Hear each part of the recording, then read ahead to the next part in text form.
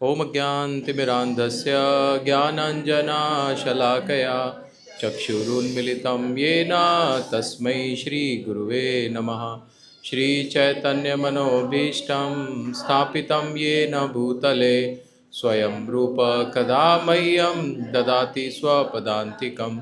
वन्देऽहं श्रीगुरो श्रीयुतपदकमलं श्रीगुरून् वैष्णवांश्च श्रीरूपं साग्रजातं सहगण रघुनाथान्वितं तं सजीवं साद्वैतं सावधूतं परिजनसहितं कृष्णचैतन्यदेवं श्रीराधा कृष्णपादान् सहगण ललिता श्रीविशाखान्वितांश्च करुणा सिंधो दीनबंधु जगतपते गोपेश गोपिका कांत राधा कांत नमोस्तुते तप्त कांचन गौरांगी राधे वृंदावनेश्वरी वृषभानुसुते देवी प्रणमामि हरिप्रिये वाञ्छाकल्पतरुभ्यश्च कृपा सिन्धुभ्य एव च पतितानां पावनेभ्यो वैष्णवेभ्यो नमो नमः। जय श्री कृष्ण चैतन्य प्रभु नित्यानंद श्री अद्वैत गदाधर श्रीवासादि गौर भक्तवृंद हरे कृष्णा कृष्णा कृष्णा हरे हरे हरे राम राम राम हरे हरे। हरे कृष्णा। आप सभी का स्वागत है भक्ति शास्त्री की क्लास में। चैप्टर 5 श्लोका 12 12वां से करना है आज, तो मेरे साथ दोहराएंगे। युक्तः कर्म फलम त्यक्त्वा शांतिमाप्नोति नैष्ठिकीम् अयुक्तः कामकारेण फले सक्तो निबध्यते। निश्चल फल शुद्ध शांति प्राप्त कराता है, क्योंकि वह समस्त कर्मफल मुझे अर्पित कर देता है। किंतु जो व्यक्ति श्री भगवान से युक्त नहीं है और जो अपने श्रम का फल कामी है, वह बंध जाता है। एक कृष्ण भावना भावित व्यक्ति तथा एक देहात्म बुद्धि वाले व्यक्ति में यह अंतर है कि पहला तो श्री कृष्ण के प्रति आसक्त रहता है, जबकि दूसरा अपने कर्मों के फल के प्रति आसक्त रहता है। जो व्यक्ति श्री कृष्ण के प्रति आसक्त रहकर उन्हीं के लिए कर्म करता है, वह निश्चय ही मुक्त पुरुष है और उसे अपने कर्म फल की कोई चिंता नहीं होती। श्रीमद् भगवद गीता में किसी कर्म के फल की चिंता का कारण परम सत्य के ज्ञान के बिना द्वैत भाव में रहकर कर्म करना बताया गया है। तो यहाँ पर कॉज ऑफ एंग्जाइटी, चिंता का क्या कारण होता है, वो यहाँ बता रहे हैं कि परम सत्य के ज्ञान के बिना द्वैत भाव में रहकर कर्म करना, तो हमें क्या मिलता है, हमें चिंता मिलती है। द्वैत भाव मतलब जब हम भक्ति नहीं कर रहे तो हमारे अंदर क्या आता है, द्वेष आ जाता है, द्वैतता, है ना, अपना पराया, मेरा तुम्हारा। तो इस वजह से ये द्वैत भाव होता है, ये आता है और हमें परम सत्य का ज्ञान नहीं है, इस कारण ये प्रॉब्लम्स आती हैं, इसलिए चिंता होती है। कृष्ण भगवान, श्री कृष्ण भगवान है, कृष्ण भावनामृत में कोई द्वैत नहीं रहता। जो कुछ विद्यमान है वह श्री कृष्ण की शक्ति का प्रतिफल है और श्री कृष्ण सर्वमंगलमय है। अतः कृष्ण भावनामृत में संपन्न सारे कार्य परम पद पर हैं, वे दिव्य होते हैं, उनका कोई भौतिक प्रभाव नहीं पड़ता। ये जो चिंता है ना, ये क्या है, ये भौतिक इफेक्ट है, मटेरियल इफेक्ट। ये इफेक्ट आता है हमारे अंदर। और लेकिन भगवत धाम में कोई ऐसी चिंता का विषय नहीं है, भौतिक चिंता वहाँ पर कोई नहीं है। वहाँ जो चिंता है वो क्या है, आध्यात्मिक चिंता है, और उसमें आनंद आता है, उसमें दुख नहीं होता। वहाँ पे भी चिंता बहुत होती है, लेकिन वहाँ दुख नहीं है, उसमें भी आनंद की अनुभूति होती है। तो आपको पता लग गया, कोई व्यक्ति आपको चिंता में मिलेगा तो आपको कैसे इलाज करना है उसका। आप सब डॉक्टर बन गए हैं एक स्टेटमेंट से, बन गए कि नहीं बन गए? क्या देंगे आप उसको, उस व्यक्ति को? परम सत्य के विषय में बताइए, उसका इलाज हो जाएगा। उसको माला दे दीजिए, हरे कृष्णा चैंट कीजिए, उसको प्रवचन में बुलाइए या उसको प्रीच कीजिए, वो जल्दी ठीक हो जाएगा। हाँ, क्योंकि लोगों को चिंता का कारण ही नहीं पता होता, कारण ही नहीं पता होता। हाँ? लेकिन भक्त एक स्टेटमेंट में उसके चिंता को ख़त्म कर सकते हैं। यहाँ पे एक ही स्टेटमेंट प्रभुपाद जी ने दिया है, इसका कारण बताया और इसको ख़त्म कर सकते हैं। लास्ट लाइन में कहते हैं यही कृष्ण भावनामृत का रहस्य है, यह अनुभूति कि श्री कृष्ण के अतिरिक्त कुछ भी नहीं है, शांति तथा अभय का पद है। This is the platform of peace and fearlessness, Krishna Bhavanamrita. यहाँ पे इसी प्लेटफॉर्म के ऊपर शांति आ सकती है, नहीं तो कितने भी यूनाइटेड नेशंस बन जाएं, कोई शांति की संभावना। अभी भी यूनाइटेड नेशंस तो है, लेकिन कहीं पीस है? फर्स्ट क्लास युद्ध चल रहे हैं, है ना, because there is no Krishna consciousness. Next shloka, सर्वकर्माणि मनसा सन्न्यस्यास्ते सुखम वशी नवद्वारे पुरे देहि नैव कुर्वन्न कारयन्। जब देहधारी जीवात्मा अपनी प्रकृति को वश में कर लेता है और मन से समस्त कर्मों का परित्याग कर देता है, तब वह 9 द्वारों वाले नगर भौतिक शरीर में बिना कुछ किए कराए सुखपूर्वक रहता है। तो ये क्या है? प्लेटफॉर्म ऑफ नॉलेज, ज्ञान का पद। और इसमें 3 प्रकार के कर्ता बताए गए हैं। हाँ, तो वैसे पढ़ने में डिफिकल्ट लगता है, लेकिन समझेंगे तात्पर्य में तो समझ में आता है कि देहधारी जीवात्मा जो एम्बॉडीड सोल है, वो अपनी प्रकृति को वश में कर लेता है,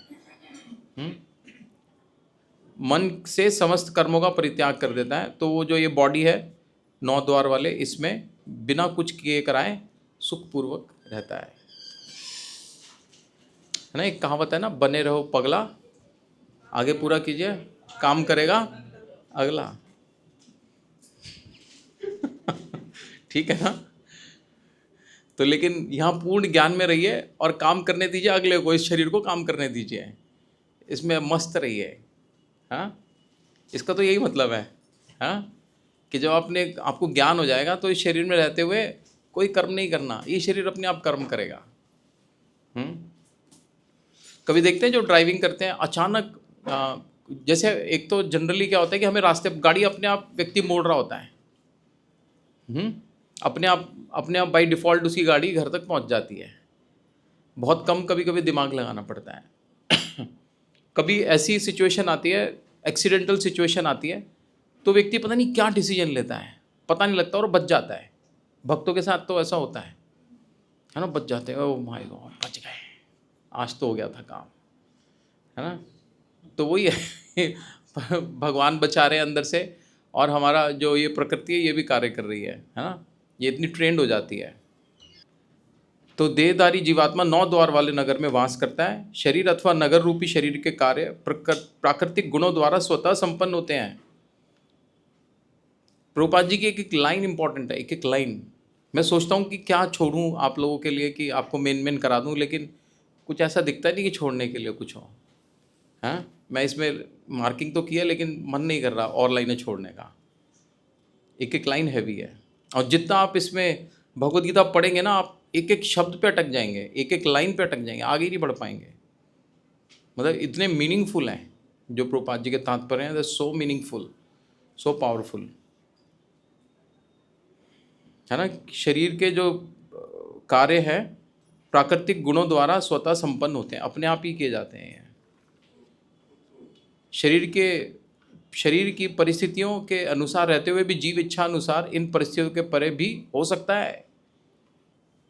परिस्थिति कुछ भी चल रही है, कोई भी सिचुएशन है, लेकिन फिर भी वो इससे परे हो सकता है। डिफिकल्ट सिचुएशन भी हो सकती है और आनंदमय सिचुएशन भी हो सकती है, उससे भी वो परे रह सकता है। ये आपको यू कैन एक्सपीरियंस दिस। हाँ, सिचुएशन डिफिकल्ट है, आप बैठ के आराम से चैंटिंग कीजिए, हरे कृष्णा हरे कृष्णा। सिचुएशन तो आई है और वो चली जाएगी। या ऐसी बहुत खुशी आई है आपको कि आपको लग रहा हार्ट अटैक आ जाएगा, तो भी आराम से माला कीजिए, है ना। दुखेश्वर द्विग्न मना सुखेशु विगत स्पृहा वीत राग भय क्रोधा, तो आप स्थिर रहेंगे उसमें, है ना। तो इसमें रहा जा सकता है। अपनी परा प्रकृति को विस्मृत करने के कारण वह अपने को शरीर समझ बैठता है, इसीलिए कष्ट पाता है। क्योंकि जो जीव अपने शरीर से अपने को रिलेट कर रहा है, यही उसके कष्ट का कारण है। आज यही इस श्लोकों में यही चलेगा। कष्ट का कारण क्या है? कि अपने को शरीर मान के बैठे हुए हैं, मुझे बुखार हो गया, मुझे खांसी हो रही है, मुझे ऐसा कह दिया, है ना। मैं जिसमें लग रहा है ये कष्ट का कारण है। एक्चुअली मैं वो कुछ और है ना। वो मैं जो है वो परा प्रकृति है, परा मतलब हायर स्पिरिचुअल, और हम क्या अपने को पहचान कर रहे हैं, लोअर एनर्जी से अपनी पहचान कर रहे हैं। जो भौतिक प्रकृति है वो क्या है, लोअर है, तो इसीलिए उसका कष्ट का कारण हो जाता है। कृष्ण भावनामृत के द्वारा वह अपनी वास्तविक स्थिति को पुनः प्राप्त कर सकता है और इस देह बंधन से मुक्त हो सकता है। अतः जो ही कोई कृष्ण भावनामृत को प्राप्त होता है, तुरंत ही वह शारीरिक कार्यों से सर्वदा विलग हो जाता है ना। आप डिवोटीज देखेंगे सेवा में लगे हो, अपने शरीर का उनको आता पता ही नहीं है। अपनी इतनी परवाह नहीं करते, वो सेवा में लगे रहते हैं। कोई दूसरा व्यक्ति कुछ भी सोचता रहे, हाँ, लेकिन वो अपनी सेवा में लगा, वो अपने में मस्त है, वो खुश है। कोई देखेगा ये कैसे, मतलब ऐसा लग रहा है ये व्यक्ति पता नहीं क्या हो गया इसके साथ, लेकिन वो बहुत खुश है। और जो जो उसको जज कर रहा है वो बेचारा हो सकता है बहुत दुखी हो, और देखकर और दुखी हो जाए ज़्यादा ऐसे भी ये कितना सुखी है और मैं इतना बढ़िया टिप टॉप तरीके से रह रहा हूँ, मैं दुखी हूँ। हाँ, तो यही कारण है कि वो अपने शारीरिक कार्यों से विलग हो जाता है। और ऐसे संयमित जीवन से में उसकी जिसमें उसकी कार्य प्रणाली में परिवर्तन आ जाता है, वह 9 द्वार वाले नगर में सुखपूर्वक निवास करता है। ये तो जनरली क्या करते हैं लोग जो दुखी होते हैं, वो क्या करते हैं, इस शरीर को ही ख़त्म कर डालते हैं, इस शरीर के अंदर नहीं रह पाते, तो इस शरीर को मार देते हैं वो, है ना। पंखे में टांग देते हैं इसको, या ट्रेन के नीचे लिटा देते हैं इस शरीर को। लेकिन जो भक्त है वो क्या कहते हैं, इसी के अंदर सुखपूर्वक रहते हैं, अच्छा है ये घर, हाँ, सेवा कर पा रहे हैं इस घर के अंदर रह के। बताते हैं कि जब जीव अपने को शरीर जब अपनी पहचान कर लेता है, श्री भगवान से पहचान कर लेता है कि अंदर भगवान भी रहते हैं, मैं भी रहता हूँ, तो वो क्या भगवान की भांति मुक्त हो जाता है। भगवान तो मुक्त रहते हैं, मुक्त किससे रहते हैं कि उनको इस शरीर के अंदर रहते हुए भी कोई कर्म का बंधन नहीं है, या उनको ये शरीर किसी प्रकार का कष्ट नहीं देता, है ना, या वो भौतिक प्रकृति से इफेक्टेड नहीं है, कुछ भी बाहर चल रहा है उनको कोई फर्क नहीं पड़ रहा। तो इसी प्रकार वो जीवात्मा भी ऐसे हो जाता है। नेक्स्ट श्लोक लेते हैं 14th। न कर्तव्यम न कर्माणि लोकस्य सृजाति प्रभु, न कर्म फल संयोगम स्वभावस्तु प्रवर्तते। शरीर रूपी नगर का स्वामी देहधारी जीवात्मा न तो कर्म का सृजन करता है, न लोगों को कर्म करने के लिए प्रेरित करता है, न ही कर्मफल की रचना करता है। यह सब तो प्रकृति के गुणों द्वारा किया जाता है। ये समझ लो तो बहुत अच्छी बात है। ना तो वो कर्म का सृजन करता है उस कि भाई मेरी वजह से या मैंने इसको क्रिएट किया, ऐसा कुछ नहीं है, ऐसा विचार ना करे। न लोगों को कर्म करने के लिए प्रेरित करता, वो सोचे कि मेरी वजह से लोग कर्म कर रहे हैं तो वो भी भूल जाए, ये भी उसकी गलत फहमी है। न ही कर्म फल की रचना करता है, वो सोचे कि जो कर्म के फल आए हैं, ये जो बनाया है मैंने बनाया, ये मैंने बनाया है, ये भी गलत फहमी से हट जाए। तो ये सब कौन करते हैं, प्रकृति के गुणों के द्वारा। आपको लगता है आप घर चला रहे हैं, आप 10 दिन चले जाइए ट्रिप पे, कहीं बाहर चले जाइए, 1 महीने चले जाइए, घर रुक जाएगा क्या आपका? कोई भी काम नहीं रुकेगा, कोई ना कोई करेगा, है ना। तो ये हम सोचते हैं कि हम ही करने वाले हैं, तो ये स्थिति है, ऐसी स्थिति, ये स्थिति को हमें ना रियलाइज करना चाहिए। एक श्लोक भी पर्याप्त है भगवत धाम ले जाने के लिए, अगर उसको हमने उतार लिया अपने जीवन में तो। हाँ, तो इसमें बताते हैं कि परा प्रकृति, तीसरी लाइन, परा प्रकृति या जीव अनादिकाल से अपरा के संपर्क में रहता है। भौतिक परा प्रकृति मतलब भगवान की आध्यात्मिक प्रकृति है ये, जो कि तटस्था है।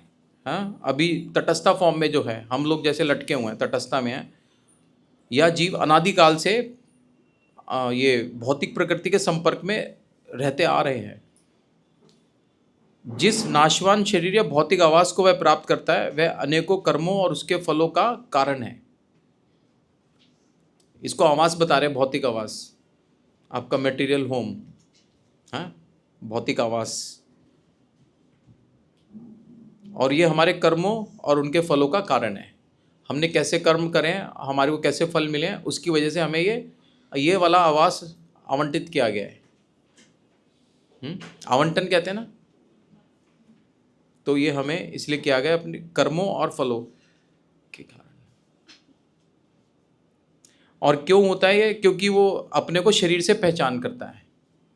इस कारण जो शरीर के द्वारा कार्य किए जाते हैं उसके फल वगैरह सब उसी को भुगतने पड़ते हैं। बेकार में फंस गया ये, बेकार में फंस गया। कोई व्यक्ति जा रहा है, आप उसको अपना दोस्त बता रहे हैं, पता लगे आतंकवादी है ना, पकड़ा गया, और आप कह रहे हो नहीं नहीं ये मेरा दोस्त है, पक्का दोस्त है, कहते तू भी अंदर आ जा, है ना। तो वो अगर कहता है कि नहीं मेरी कोई जानकारी नहीं है, मैं नहीं जानता इसको, तो कहते हैं ठीक है चल अपने रास्ता नाप, इसको हम देख लेंगे, है ना। अब हम यही कर रहे हैं, इस शरीर के साथ चिपके हुए हैं, नहीं ये मेरा है मेरा है मेरा है, कहते तू भुगत, फिर ये तो भुगतेगा, तुम भी भुगतो। इस कारण है। हाँ, अगर आप इससे अपने को अलग कर दोगे तो मस्ती से ज़िंदगी अंदर बैठे रहो, काम करेगा अगला, इसको काम करते रहने दो। समझ गए नहीं, ये कहावत कितनी अच्छी है। मैंने एक ट्रिप पे गया था, एक मेरे ख्याल से छतरपुर के डिवोटी हैं, वो बोलते हैं बने रहो पगला। याद आया प्रभु जी कौन बोलते हैं? उनकी डॉटर भी है शायद एक, वो गवर्नमेंट जॉब में थे। मैंने कहा सही है, आप लोगों के लिए तो बहुत बढ़िया है। 80% बने रहते हैं पगले और कम काम करते रहते हैं 20% वाले अगले। तो वो मैं इतना हंसा पूरे ट्रिप में, ये सोच सोच के हंसता रहता था। तो आज वो श्लोक यहाँ इसके अंदर फिट आ गया। हाँ, कर्म तो चलता रहेगा। मान लीजिए अब होटल में आके काम करते हैं आप, होटल में जाके सारे वहाँ के लोग स्टाफ काम करते हैं, आप तो जाते हो हाँ भाई सब कुछ ठीक है, नीट एंड क्लीन है, आप जाके मस्ती काटते हो। तो शरीर में ऐसे ही रहना है। ये शरीर अपने आप देखिए, आंखें देखने का काम करेंगे, कान सुनने का काम करेंगे, सब करेंगे। देखो ना कितना मुश्किल लग रहा है प्रभु जी को कि कर्म तो करना पड़ेगा।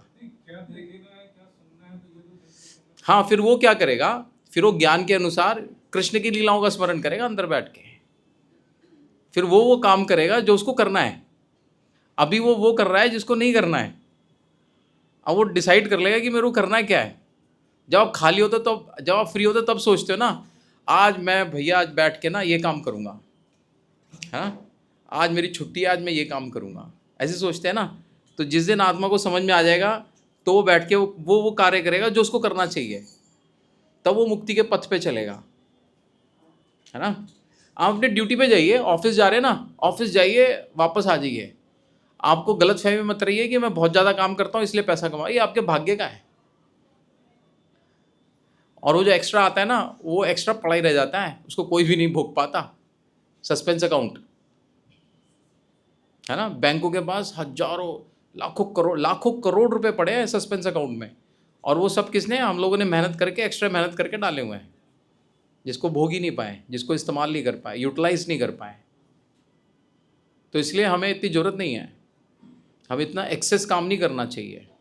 एक्सेस काम करेंगे ना तो फिर वही होगा कि हम माया के दास बन जाएंगे। कृष्ण के दास बनने की जगह माया के दास बन जाएंगे। बल्कि हमें टाइम निकालना चाहिए अपनी स्थिति में वापस आने के लिए, कृष्ण का दास का स्वरूप लेने के लिए अपना टाइम निकालना चाहिए, है ना। टाइम निकालो कि भाई मेरे को बस इतना ही काम करना है, 5 बज गए खड़े हो जाओ, उससे पहले वाइंड अप की तैयारी कर लो, फास्ट करो काम। ऐसा नहीं है कि अब हम अपने एम्प्लॉयर को धोखा दें, ठीक है, अपना पूरा काम कीजिए और बढ़िया से अच्छा माहौल बना के रखिए। वो सब कल पड़ा था ना, भक्त सबका प्रिय होता है और सब उसको प्रिय लगते हैं। ऐसे बनिए, अपना काम करिए और निकलिए। और उसके बाद अपना सोचो कि मैं घर जल्दी आके टाइम से आके रीडिंग करूँगा, हियरिंग करूँगा, प्रीचिंग करूँगा, जो भी करना है सेंटर के लिए या मंदिर में जो भी सेवा करना है मैं सेवा करूँगा, बस। तो आप अपनी स्थिति में स्थित हो जाएंगे। और उसके बाद ये जितने भी सारे श्लोक हैं ना, ये सारे लागू होंगे हमारे ऊपर। ये सारे all will be applied on us. ये एप्लीकेशन है सारा, अगर आपने ऐसा कर लिया तो सारा एप्लीकेशन है ये। आप अपना काम बढ़िया से कीजिए और उसके बाद आके फिर वो कार्य कीजिए जो आत्मा के लिए है। वो तो वर्णाश्रम धर्म का कार्य हो गया एक तरीके से, है ना। लेकिन आप कृष्ण भावना भावित है ना, तो भी उसका आपको कोई कर्मफल नहीं लगेगा, आप तब भी मुक्त है। मुक्ति तो रहना है। अभी आगे देखना बहुत अच्छी अच्छी चीज़ें आएंगी इससे रिलेटेड। ये चैप्टर बहुत अच्छा है, बहुत सिंपल भी है और अंडरस्टैंडिंग का है, प्रैक्टिकल एप्लीकेशन का है कि हमें जीवन कैसे जीना है, हमें क्योंकि सारे यहाँ पे कृष्ण भावना भावित कर्म कर रहे हैं, बस दिस इज जस्ट रीडेफिनेशन, या हम उसको रिडिफाइन कर रहे हैं, या उसको दोबारा से उसको अपने थॉट्स में सेटल कर रहे हैं कि हम जो कर रहे हैं ठीक कर रहे हैं और हमें क्या करना है। हम ये इस विचार को कर रहे हैं यहाँ पर, है ना।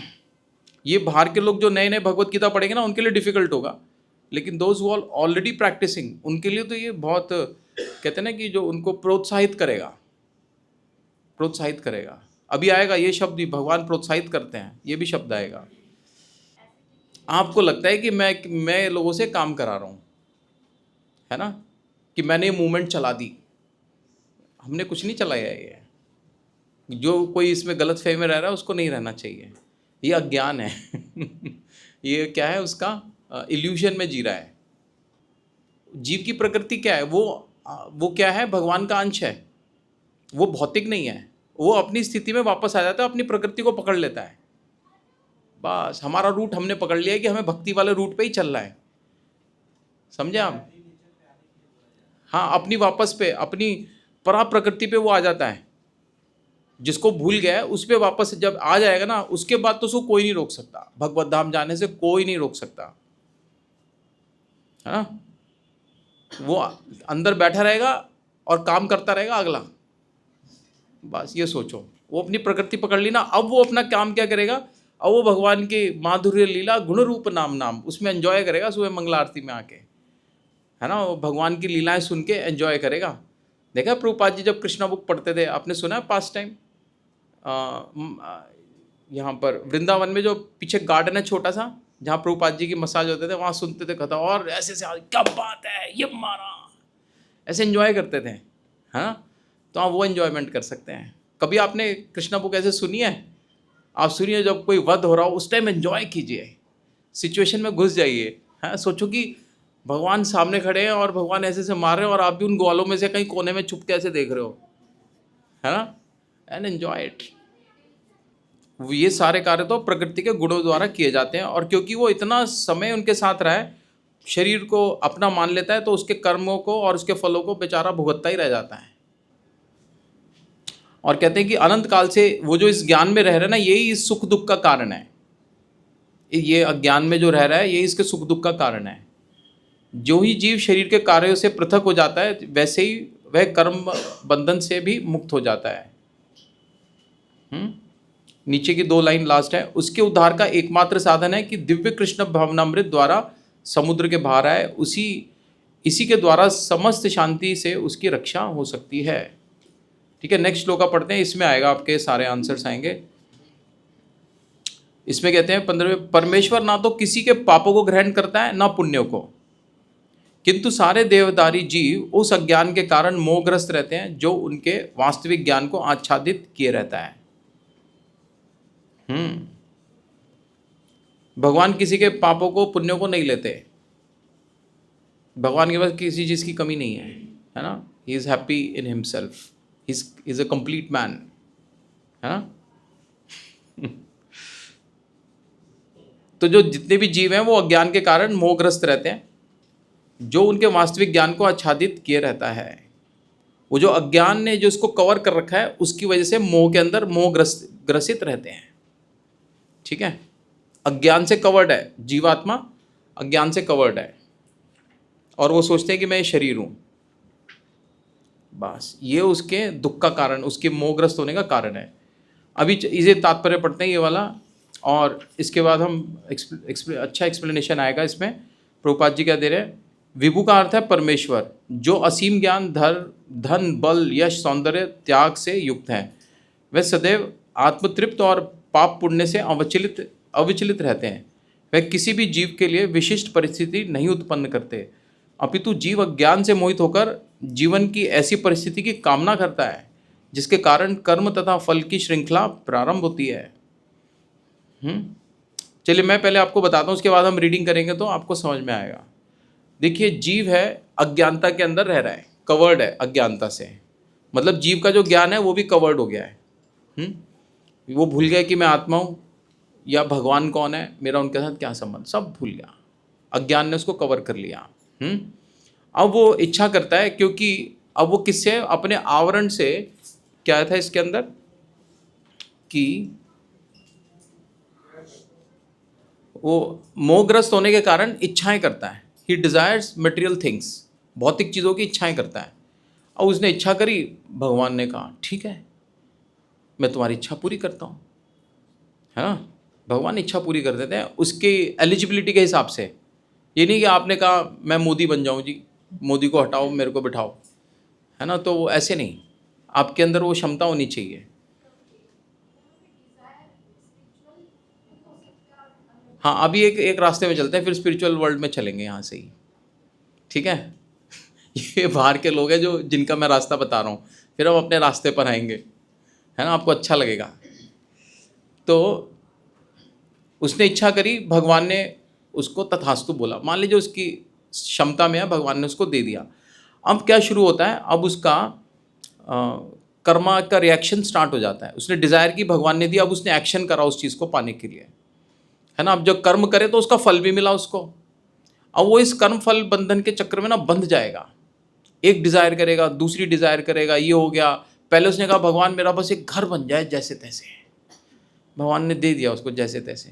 अब वो उसको सजाने में लग गया, फिर उसको बड़ा करने में लग गया, फिर वो पता नहीं क्या क्या करने, वो कर्म बंधन में फंस गया, है ना। अब इसके जो कर्मों के फल आए, क्या भगवान जिम्मेवार है उसके लिए, आप बताइए। नहीं है ना, भगवान तो जिम्मेवार नहीं है। उन्होंने कहा भाई तुमने डिज़ायर किया था, मैंने इच्छा तुम्हारी पूरी करी। अच्छा, इच्छा भगवान ने कैसे पूरी कराई, अब ये भी बताइए। हाँ, प्रकृति के गुणों के माध्यम से, है ना। तो तीन प्रकार के कर्ता हैं, तीन कर्ता हैं, एक तो जीव है, दूसरा प्रकृति है, और तीसरा भगवान है। ये तीन डूअर्स हैं, तीन कर्ता हैं, पता होना चाहिए, ठीक है। तो भगवान ने उसकी इच्छा कैसे करी, प्रकृति के गुणों ने उसको सब कुछ प्रोवाइड कराया, सुविधा दी, स्थान दिया, सब कुछ कराया, है ना। पैसा चाहिए था, पैसा भी मिल गया, वो घर बनाने के लिए ज़मीन भी दिला दी, सारा ईंट रोड़ी सब सब दिला दिया, है ना, परमिशन सब दिला दी, घर बन गया, है ना। अब वहाँ रह के उसको सुख दुख जो मिलेंगे उसके लिए क्या भगवान जिम्मेवार हैं, नहीं, है ना। जीव ने डिज़ायर करी थी तो भगवान ने उसकी इच्छा पूरी करी। काम किसने किया, जीव ने नहीं किया। अभी आपने कहा ना, कौन प्रकृति के गुण करते हैं, वो शरीर में रह रहा है, लेकिन कार्य कौन कर रहा है, प्रकृति के गुण कर रहे हैं। और अब जिम्मेवार क्या प्रकृति है, प्रकृति के गुण जिम्मेवार हैं। कहेंगे हमें तो भगवान ने आदेश दिया था। भगवान कहते हैं मैं अध्यक्षेण प्रकृति, मेरा जीव इच्छा कर रहा है, इसके जीव की मैं इच्छा पूरी कर रहा हूँ, तुम इसके लिए सामान ला दो, है ना। तो उन्होंने इच्छा पूरी। अब जिम्मेवार कौन है उस कर्म और उसके कर्म फलों के लिए, जीव स्वयं है ना। लोग कहते नहीं भगवान तुम्हारी वजह से मेरे साथ बुरा हो रहा है। लोग सीधा किसको लांछन किस पे लगाते हैं, सीधा लांछन देते हैं, आपकी वजह से हुआ है हमारे ये कलेश, नहीं तो नहीं होता, आप तो कुछ भी कर सकते थे, हैं। तब भी आप भगवान को ही सुनाओगे, हाँ भगवान हमारी कोई इच्छा नहीं पूरी करते। देखो दोनों तरफ से सुनना पड़ेगा उनको।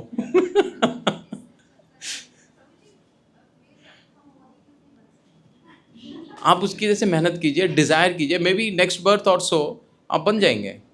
आपके पिता जो है ना, इज़ द सुप्रीम लॉर्ड। वो एक छोटे से देश के नहीं, आप पूरे संसार के भी मोदी बना देंगे आपको। अरे मोदी छोड़िए, आपको ब्रह्मा बना, और आप आए थे तो ब्रह्मा बन के ही आए थे। ये तो पता नहीं क्या क्या डिज़ायर करके यहाँ पर आ गए, है ना, अपना डिग्रेडेशन करा करा के यहाँ पर आ गए। कितना फर्स्ट क्लास घर था पता है, रोज नया घर बनता है ब्रह्मा जी का, रोज नया, पूरा पूरा गेटअप नया होता है, सारा सामान नया आता है, एक भी सामान पुराना नहीं होता रोज। आप हर साल में एक घर बना लीजिए नया, बना लेंगे हर साल नया फ्लैट। ये नहीं कि दूसरे फ्लैट का सामान ले जाके उसमें रख रहे हैं, टोटल नया होना चाहिए। बताओ, आप इस पोस्ट पे भगवान ने आपको भेजा था, लेकिन आप देखो हम सब बीच में आ गए, ये सारे ब्रह्मा जी बैठे हैं। हाँ, सारे ही बैठे हैं। आप कह रहे हो मोदी बनने की बात कर रहे हो, और भगवान बहुत कुछ दे चुके हैं आपको।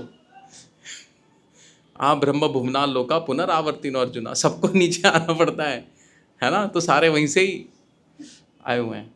और तो ये मोदी बनना चाहती है माता जी, हाँ। यमराज वो भक्ति बनते हैं, भक्त है। यमराज जो क्या है, एक महाजन है। बारे उनके लेक्चर सुनोगे मजा आ जाएगा। महाजन है, वो भी लेक्चर करते हैं, लेक्चरिंग करते हैं। जब एक किस्सा हुआ था ना इनका अजामिल का, उसके बाद उन्होंने फिर लेक्चर क्लास शुरू कर दी थी 8 बजे सुबह मॉर्निंग क्लास की, ताकि ग्लोरीज ऑफ भक्ति एंड ग्लोरीज ऑफ भक्त, इस ये भी टॉपिक्स चले हैं वहाँ पर बहुत सारे। उस बात में चला होगा ग्लोरीज ऑफ द डिवोटीज। उठाना नहीं इनको कि डिवोटीज को हाथ नहीं लगाना है ना, तभी उनको पता लगा, नहीं तो यमराज को कैसे पता लगता है, यमदूतों को। हाँ, कुछ भी बन सकते हैं।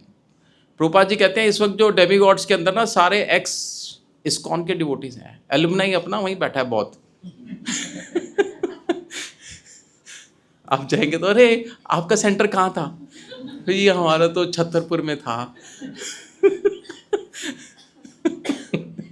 हाँ, आपको ऐसा लगेगा कि आप कहीं और नई जगह नहीं गए, सारे आपके सीनियर्स मिलेंगे है ना।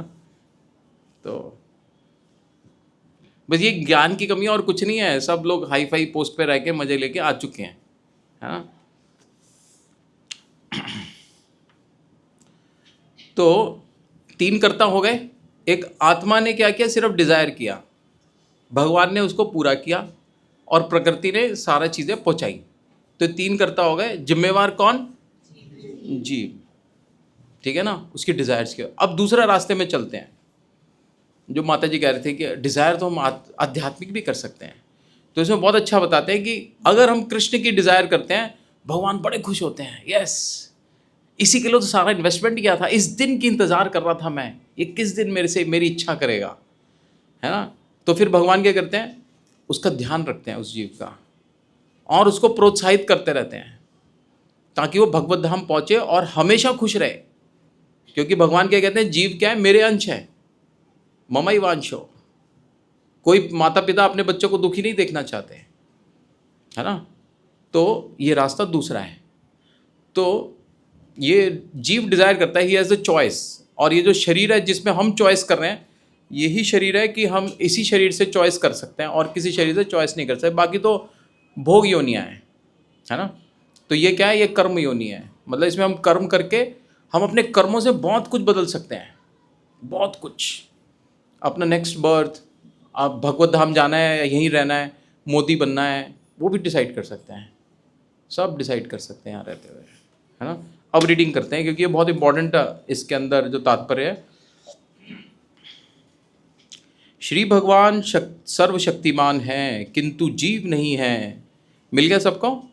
श्री भगवान विभु अर्थात सर्वज्ञ हैं और जीव अणु है। जीवात्मा में इच्छा करने की शक्ति है किंतु ऐसी इच्छा की पूर्ति श्री भगवान द्वारा ही की जाती है, ठीक है। हम जीव अपनी इच्छाओं से मोहग्रस्त हो जाता है तो श्री भगवान उसे अपनी इच्छा पूर्ति करने देते हैं, किंतु किसी परिस्थिति विशेष में इच्छित कर्मों तथा फलों के लिए उत्तरदायित्व नहीं होते। अतः मोहग्रस्त होने से देहधारी जीव अपने को परिस्थितिजन्य शरीर मान लेता है और जीवन के क्षणिक दुख सुख को भोगता है। श्री भगवान परमात्मा रूप में जीव का चिर संगी रहते हैं, हमेशा परमात्मा के साथ, जीवों के साथ रहते हैं हमेशा। फलतः वे प्रत्येक जीव की इच्छाओं को उसी तरह समझते हैं जिस तरह फूल के निकट रहने वाला फूल की सुगंधी को। This is the analogy in your भक्ति शास्त्री एनालॉजी कैटलॉग, है ना। उसमें आप देख सकते हैं, ये आएगा। भगवान हमारी इच्छाओं को कैसे जानते हैं, कि हमारे साथ रहते हैं। जिस प्रकार फूल की सुगंध कौन सुन सकता है, इसकी खुशबू किसको वहाँ तक थोड़ी जा रही होगी पीछे माधव प्रभु के पास, है ना। ये तो मेरे पास है तो मैं ही सुन सकता हूँ, है ना। तो ऐसे ही परमात्मा जो है जीव के साथ रहते हैं। इस छोटा सा हृदय है, मुट्ठी के जितना, है ना, ऐसी सी शेप, इसमें ही हम दोनों रह रहे हैं। मैं परमात्मा के साथ रहता हूँ तो वो मेरी इच्छाओं को जानते हैं अच्छे से। तो यहाँ पर ये एनालॉजी दी गई है इस प्रकार, मतलब एग्जाम्पल दिया है ना। क्योंकि हमारे अंदर इतनी बुद्धि नहीं है, इसलिए हम कहते हैं कि हाँ बात तो ठीक है, फूल के पास जाके सूंघेंगे तो वही सूंघ पाएगा, दूर वाला तो नहीं सूंघ पाएगा, है। इच्छा जीव को बद्ध करने के लिए सूक्ष्म बंधन है, एक रस्सी है। इच्छा करो, आपने एक रस्सी क्रिएट कर दी और उसके साथ आगे हुक लगा हुआ है और वो भौतिक जगत में हुक हो गया, है ना, क्योंकि इच्छा किस चीज़ की करे, किसी भौतिक चीज़ की करे, तो हुक वहीं लगा हुआ है। कोई स्त्री की कामना करता तो हुक कहाँ गया, वो स्त्री के ऊपर गया, मैं तो इससे ही शादी करूँगा, है ना, वो हुक में लगा रहता है, उसके चारों तरफ घूमता है। तो ऐसा भौतिक जो भी हमारी डिज़ायर हो जाती है उसी के आसपास, किसी को गाड़ी लेनी है तो वो उसी गाड़ी के आगे पीछे घूमता है, ये यही चाहिए, यही चाहिए, यही चाहिए, है ना। प्रभु जी लोगों के साथ होता होगा गाड़ी सिलेक्शन में, तो ऐसे होता है। तो वो क्या है, बंधन का कारण बन जाता है। व्यक्ति अपनी इच्छाओं को पूर्ति करने के लिए सर्वशक्तिमान नहीं होता, वो अपनी इच्छा कर ही नहीं सकता अपने आप से पूरी। और किंतु श्री भगवान इच्छाओं को पूर्ति कर सकते हैं। वे निष्पक्ष होने के कारण स्वतंत्र अणुजीवों की इच्छाओं में व्यवधान नहीं डालते, उनकी इच्छाओं में भी व्यवधान नहीं डालते। कौन कह रहे कि भगवान ने हमें वो जो दी है, माता जी ने प्रश्न पूछा था ना, नहीं छेड़ते। यहाँ लिखा है कि वो क्या वर्ड था, व्यवधान नहीं डालते। आप कुछ भी डिजायर कर सकते हो, इसमें नहीं रोकते आपको। बादशाह हो आप, डिजायर करो कुछ भी।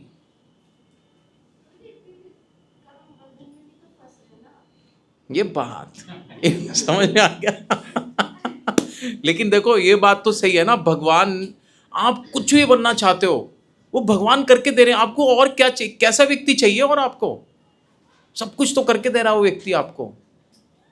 आपसे कुछ नहीं मांग रहा, आपने सिर्फ डिजायर करनी है। आपसे ये भी नहीं कह रहा मेरे को एक गिलास पानी पिलाओ।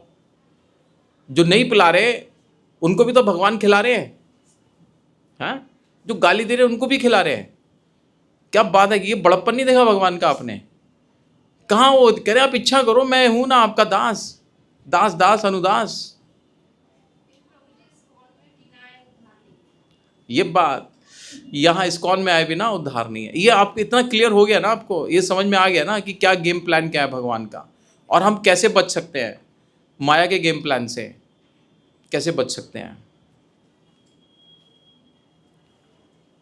वो व्यवधान नहीं डालते, कहीं बाधा नहीं डालते, मना नहीं कर रहे, है ना। छोटा सा बच्चा कहे पापा मैं आपकी गाड़ी का स्टीयरिंग में, चलो पागल हो गया, गाड़ी ठोकेगा, एक्सीडेंट करेगा, है ना।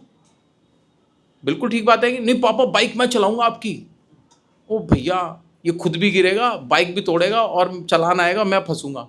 अब तो बड़े व्यक्ति के लिए भी सजा हो गई है, इसलिए रोकते हैं। लेकिन इच्छा में व्यवधान नहीं डाल रहे। हाँ बेटे मैं तेरे को दिलाऊंगा, सिखाऊंगा, लाइसेंस दिलाऊंगा, बस खूब चलाइयो, है ना। भगवान रोकते नहीं, व्यवधान नहीं डाल रहे।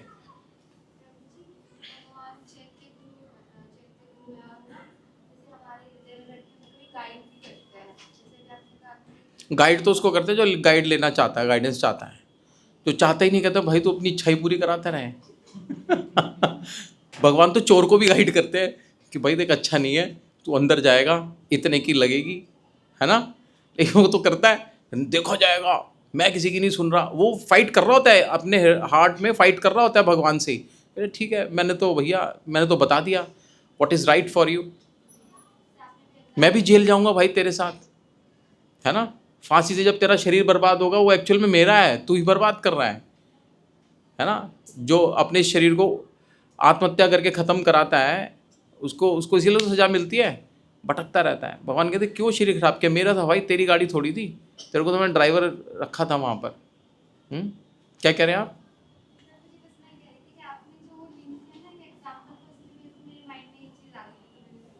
हम्म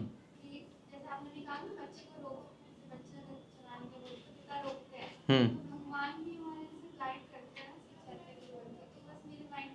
हाँ, भगवान चैत्य गुरु तो उसके लिए जो चेला बनना चाहता है।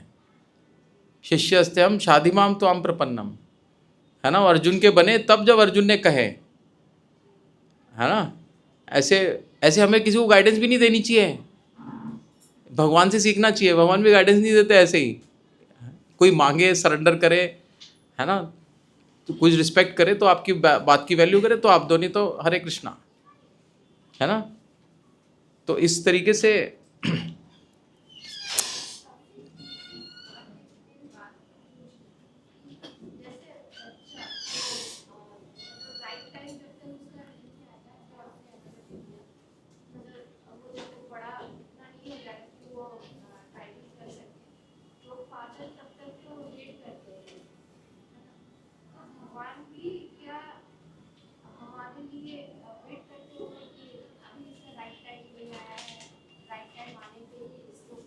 देखिए, भगवान को वेट करने की जरूरत नहीं है। भगवान का 1 सेकंड इतना बड़ा है कि जिसको कि हम इमेजिन नहीं। ब्रह्मा जी का एक पल कितना बड़ा था, है ना। तो भगवान को वेट नहीं करना पड़ता, उनका उनका टाइम गैप बहुत बड़ा है। जैसी भक्त पूजा करने लगता है ना, भक्ति करने लगता है, ब्रह्मा जी उसके लिए क्या मधु पर्क की थाली तैयार करा देते हैं ऊपर।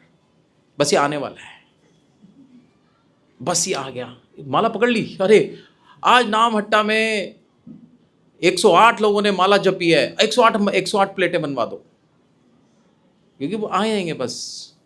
हमें लग रहा है कि उनको वेट करना पड़ता है गलत है, भगवान को वेट नहीं करना, है ना।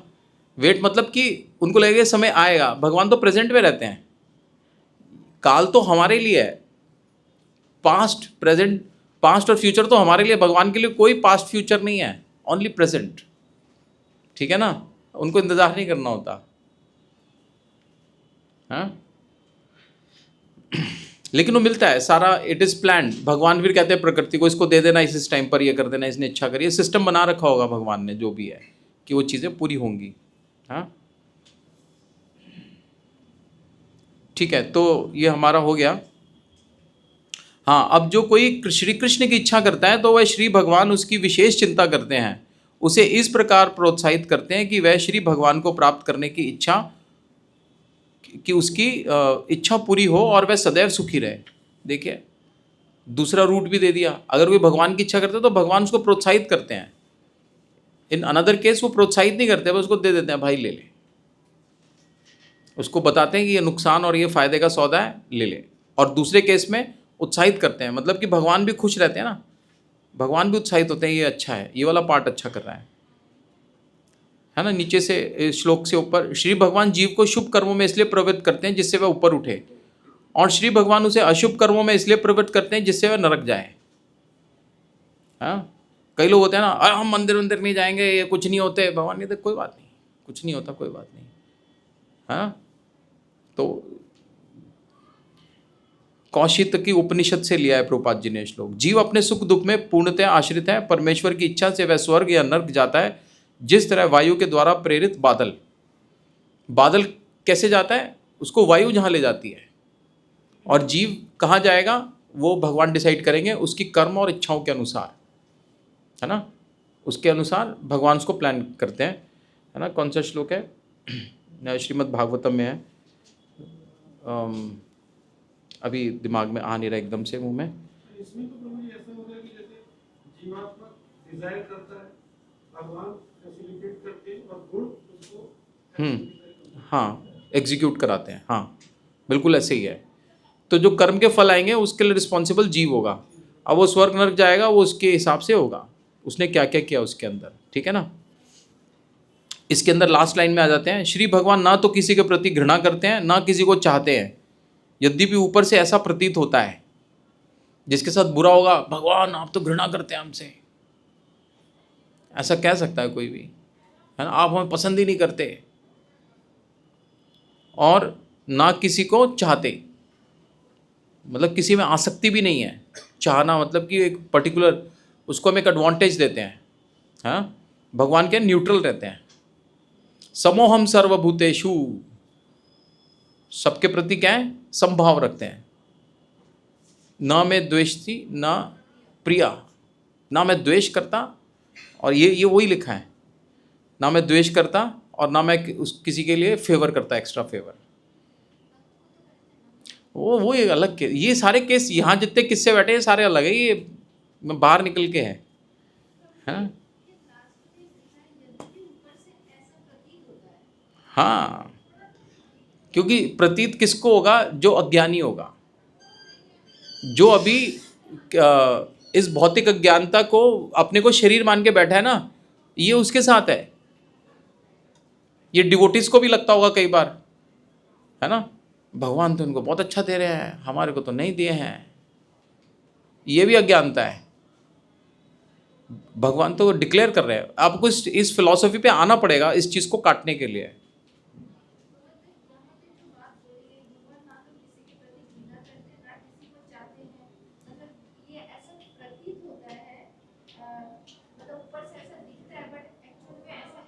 ऐसा है नहीं, कहते ना बच्चा, मम्मी आप उसी को ज़्यादा खिलाती हो, मेरे को नहीं देती।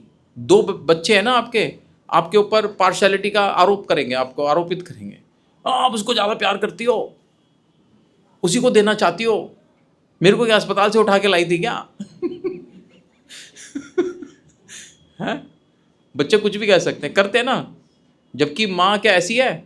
नहीं, माँ ने दोनों को बराबर विचार किया है कि दोनों को खुराक के हिसाब से। अभी थोड़ी है बड़ा भाई की डाइट है तो उसको इतना दे रही है पहाड़ बना के, छोटा वेस्ट करता है तो उसको छोटा दे रही थी। मम्मी ये तो गलत है ना, देखो बेटे तू छोड़ के झूठा करेगा, कौन खाएगा? नहीं, दो बराबर, खाऊं या ना खाऊं, फेंकूं मैं? देखो इधर आ, गाल लेकर आ जरा अपना पास मेरे। तू बहुत अक्लमंद है ना? तो ये ऊपर से ऐसा प्रतीत होता है, इसका यही मतलब है कि इसमें जो डिजायर होती है, इच्छा, तो बेसिकली डिजायर का कंट्रोल कैसे होता है? डिजायर वही तो जीव के पास स्वतंत्रता है। वो गुरु के अधीन अगर होगा तो क्या बात है? तो तमोगुणी इच्छाएं प्रकट होंगी। नहीं, अगर गुरु के प्रति जा रहा है, इच्छाएं कर रहा है भक्ति के लिए, तो उसकी उसकी जो इच्छा है ना वो प्यूरिफाई होती जाएंगी, प्यूरिफाइड होंगी। और उसकी इच्छाएं अगर भौतिक चीज में तो कंटामिनेटेड डिजायर्स हैं, है ना? तो इसीलिए उसको डिजायर भी मतलब सोच समझ के करना चाहिए। या उस टाइप की एनवायरनमेंट भी ज्यादा समय बिताना चाहिए, हाँ प्योर डिजायर। हाँ, बिल्कुल ठीक बात है। अगर आप पार्टियों में बहुत जाएंगे ना, आप देखोगे कि आपका कृष्णा कॉन्शियस नीचे आ गया, है ना? वाइफ जाएगी, मेरे को ना ऐसी साड़ी चाहिए, वो वाली देखो, वो जो पहनी है ना ऐसी वाली चाहिए, मेरे को ना ऐसे वाला हार चाहिए। अब भैया आप तो माला वाला छोड़ के ना उस हार के चक्कर में लग जाओगे, नहीं तो अब, है ना, बहुत बुरी हार होगी घर के अंदर। पता नहीं कहाँ का कंपटीशन चलने लगता है संसार में। तभी भक्तों का संग की जो बात हाँ, इसीलिए भक्तों के संग, जो आप कह रहे हैं ना कि टाइम स्पेंड डिवोटीज के साथ करना चाहिए। डिवोटीज की शादियों में जाओ, ठीक है, पार्टियां करो, अच्छा है, लेकिन हमें भौतिक में ज़्यादा नहीं जाना चाहिए। लेकिन ठीक है, आपके पास है, आप जाओ, प्रीचिंग के हिसाब से भी कई बार जाया जाता है। पर्सनालिटी के साथ जाइए कि डिवोटीज बहुत, आपको लोग ऑब्जर्व करेंगे वहाँ पर, ये काफ़ी टाइम से दिखे नहीं, लेकिन ये तो बड़े अच्छे भले दिख रहे हैं, मतलब दे आर लुकिंग हैप्पी। एक व्यक्ति पैसे वाला दिखता है और एक व्यक्ति खुश दिखता है, फर्क होता है ना। तो डिवोटीज को देखते हैं कि खुश है, डिवोटीज को देखते हैं कि वो खुश है, तो वो ये सोचते हैं कि ये क्या ऐसा कर रहे हैं कि खुश हैं, नहीं तो इतने समय में तो अच्छा अच्छा दुखी हो जाता है ना? तो इसलिए डिवोटीज को बाहर निकलना चाहिए। और लेकिन हाँ, अपने को उनका संग नहीं करना चाहिए, उनको संग देना चाहिए, है ना? उनका संग नहीं करना चाहिए, उनसे ना इम्प्रेस नहीं होना, उनसे इम्प्रेस नहीं होना। ठीक है, आगे चलते हैं। ठीक है ना, ये वाला श्लोक बहुत इंपॉर्टेंट था, बहुत। इसके अंदर जो प्रभुपाद जी का तात्पर्य है, इट वॉज पावरफुल हमारी परिस्थिति। 16वां श्लोक में क्या कहते हैं कि किंतु जब कोई उस ज्ञान से प्रबुद्ध होता है जिससे अविद्या का नाश होता है, तो उसके ज्ञान से सब कुछ उसी तरह प्रकट हो जाता है जैसे दिन में सूर्य से सारी वस्तुएं प्रकाशित हो जाती हैं। उसके अज्ञान से क्या प्रकट हुआ है? भौतिक तत्व सारे। अज्ञानता में उसको सारी चीज़ें भौतिक दिखेंगी, भोग करने के लिए दिखेंगी, मैं क्या ले लूँ, क्या करूँ अच्छे से, हाँ। लेकिन कहते हैं जब उसको उस ज्ञान में प्रबुद्ध होता है जिससे अविद्या का नाश होता है, तो सब कुछ प्रकट होता है जैसे कि दिन में सूर्य प्रकट होने के बाद सारी चीज़ें दिखने लगती हैं, है ना? नीचे चलते हैं, इसके बीच में 8, 7, 8, 9 लाइनें छोड़ के, वास्तविक ज्ञान पहुंचा। वास्तविक ज्ञान उसी से प्राप्त हो सकता है। मिल गया? नीचे ये 6, 7, 8 लाइनें आ जाइए। वास्तविक ज्ञान उसी से प्राप्त हो सकता है जो पूर्णतः कृष्ण भावना भावित है। अतः ऐसे ही प्रामाणिक गुरु की खोज करनी होती है और उसी से सीखना होता है कि कृष्ण भावनामृत क्या है, क्योंकि कृष्ण भावनामृत से सारी अविद्या उसी प्रकार दूर हो जाती है जिस प्रकार सूर्य से अंधकार दूर होता है। भले ही किसी व्यक्ति को इसका पूरा ज्ञान हो कि वह शरीर नहीं अपितु इससे परे है, तो भी हो सकता है कि वह आत्मा तथा परमात्मा में अंतर न कर पाए। किंतु यदि वह पूर्ण प्रामाणिक कृष्ण भावना भावित गुरु की शरण ग्रहण करता है तो वह सब कुछ जान जाता है। ये बहुत इंपॉर्टेंट है। कई लोग सोचते हैं ना हम तो है ना, एक माता जी बता रही थी कि प्रभु जी आते हैं मैं सब कुछ जानता हूँ, है ना, फिलॉसफी उनकी बहुत स्ट्रांग है। उनको भी गुरु की आवश्यकता है। वो भी डिफ्रेंशिएट नहीं कर पाएंगे कि परमात्मा के विषय ज्ञान उनको नहीं मिल पाएगा, कौन देगा, है ना। जो तत्वता भगवान को जानते हैं वो ही ज्ञान दे सकते हैं, है ना। तो इसलिए गुरु की आवश्यकता है, और वो क्या होना चाहिए, कृष्ण भावना भावित होने चाहिए। ईश्वर के प्रतिनिधि से भेंट होने पर ही ईश्वर तथा ईश्वर के साथ अपने संबंध को सही सही जाना जा सकता है, और कोई रास्ता नहीं है। कोई सोचे मैं शास्त्र पढ़ के, है ना, वेद शास्त्रों से भगवान को जान जाऊंगा, नहीं। वेदेश अदुर्लभम दुर्लभम, नहीं, वेदेश दुर्लभम अदुर्लभम आत्मभक्तो। भक्तों के लिए भगवान क्या है, अवेलेबल है, इजीली अंडरस्टैंडेबल है। वेदों से हम भगवान को नहीं जान सकते। तो इसलिए हमें क्या चाहिए, गुरु की आवश्यकता है, जो कि हमें बताएंगे भगवान के विषय में तत्वता। ईश्वर का प्रतिनिधि कभी भी अपने आप को ईश्वर नहीं कहता, यद्यपि उसका सम्मान ईश्वर की भांति किया जाता है, क्योंकि उसे ईश्वर का ज्ञान होता है। मनुष्य को ईश्वर और जीव के अंतर को समझना होता है। प्रभुपाद बुक के अंदर था कि प्रभुपाद जी कहते हैं कि गुरु को क्यों भगवान का दर्जा दिया जाना चाहिए, क्योंकि वो भगवान देते हैं, डिसाइपल को वो कृष्ण देते हैं। कोई छोटा मोटा व्यक्ति दे सकता है भगवान, है ना। तो ऐसा उसमें था कि, है ना, प्रभुपाद जी ने, ऐसा पार्ट आया था प्रभुपाद बुक में, जब पहली बार उन्होंने दीक्षा की दी, तो उन्होंने जब अपनी मैन्यूस्क्रिप्ट से फर्स्ट टाइम रीडिंग करी तो उसमें उन्होंने दीक्षा के विषय में बोला, है ना, कि हमें गुरु के पास जाना चाहिए, और गुरु को क्या क्या मानना चाहिए, भगवान के समान मानना चाहिए। तो सारे बिबिल्डर हो गए, जितने भी उनके फॉलोअर्स थे वहाँ पर। उन्होंने कहा पहले तो प्रभुपाद जी बोले कि जो अपने को बोले कि मैं भगवान हूँ, उसको जो कहे गॉड है उसको डॉग समझना चाहिए। सारे बिबिल्डर हो गए, ये क्या बात है। तो फिर बाद में सब लोग इकट्ठे होके प्रभुपाद जी के पास आते हैं, कहते हैं हमें ये स्टेटमेंट समझ नहीं आई। प्रभुपाद जी कहते हैं कि भगवान की तरह समझना चाहिए, क्योंकि वो आपको भगवान देंगे, हाँ, साक्षात हरित्वेन समस्त शास्त्रे, तो इसलिए सम्मान देना चाहिए।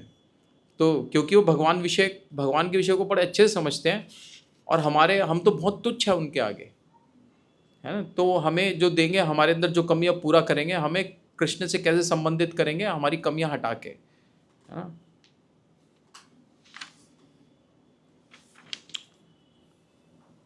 द्वितीय अध्याय 2.12 में यह कहा गया है कि प्रत्येक जीव व्यष्टि है और श्री भगवान भी व्यष्टि हैं। व्यष्टि का मतलब समझ में आता है सबको, पर्सनल, एक व्यक्ति है ना। व्यष्टि आत्मा, ये शब्द आएंगे भगवद गीता में।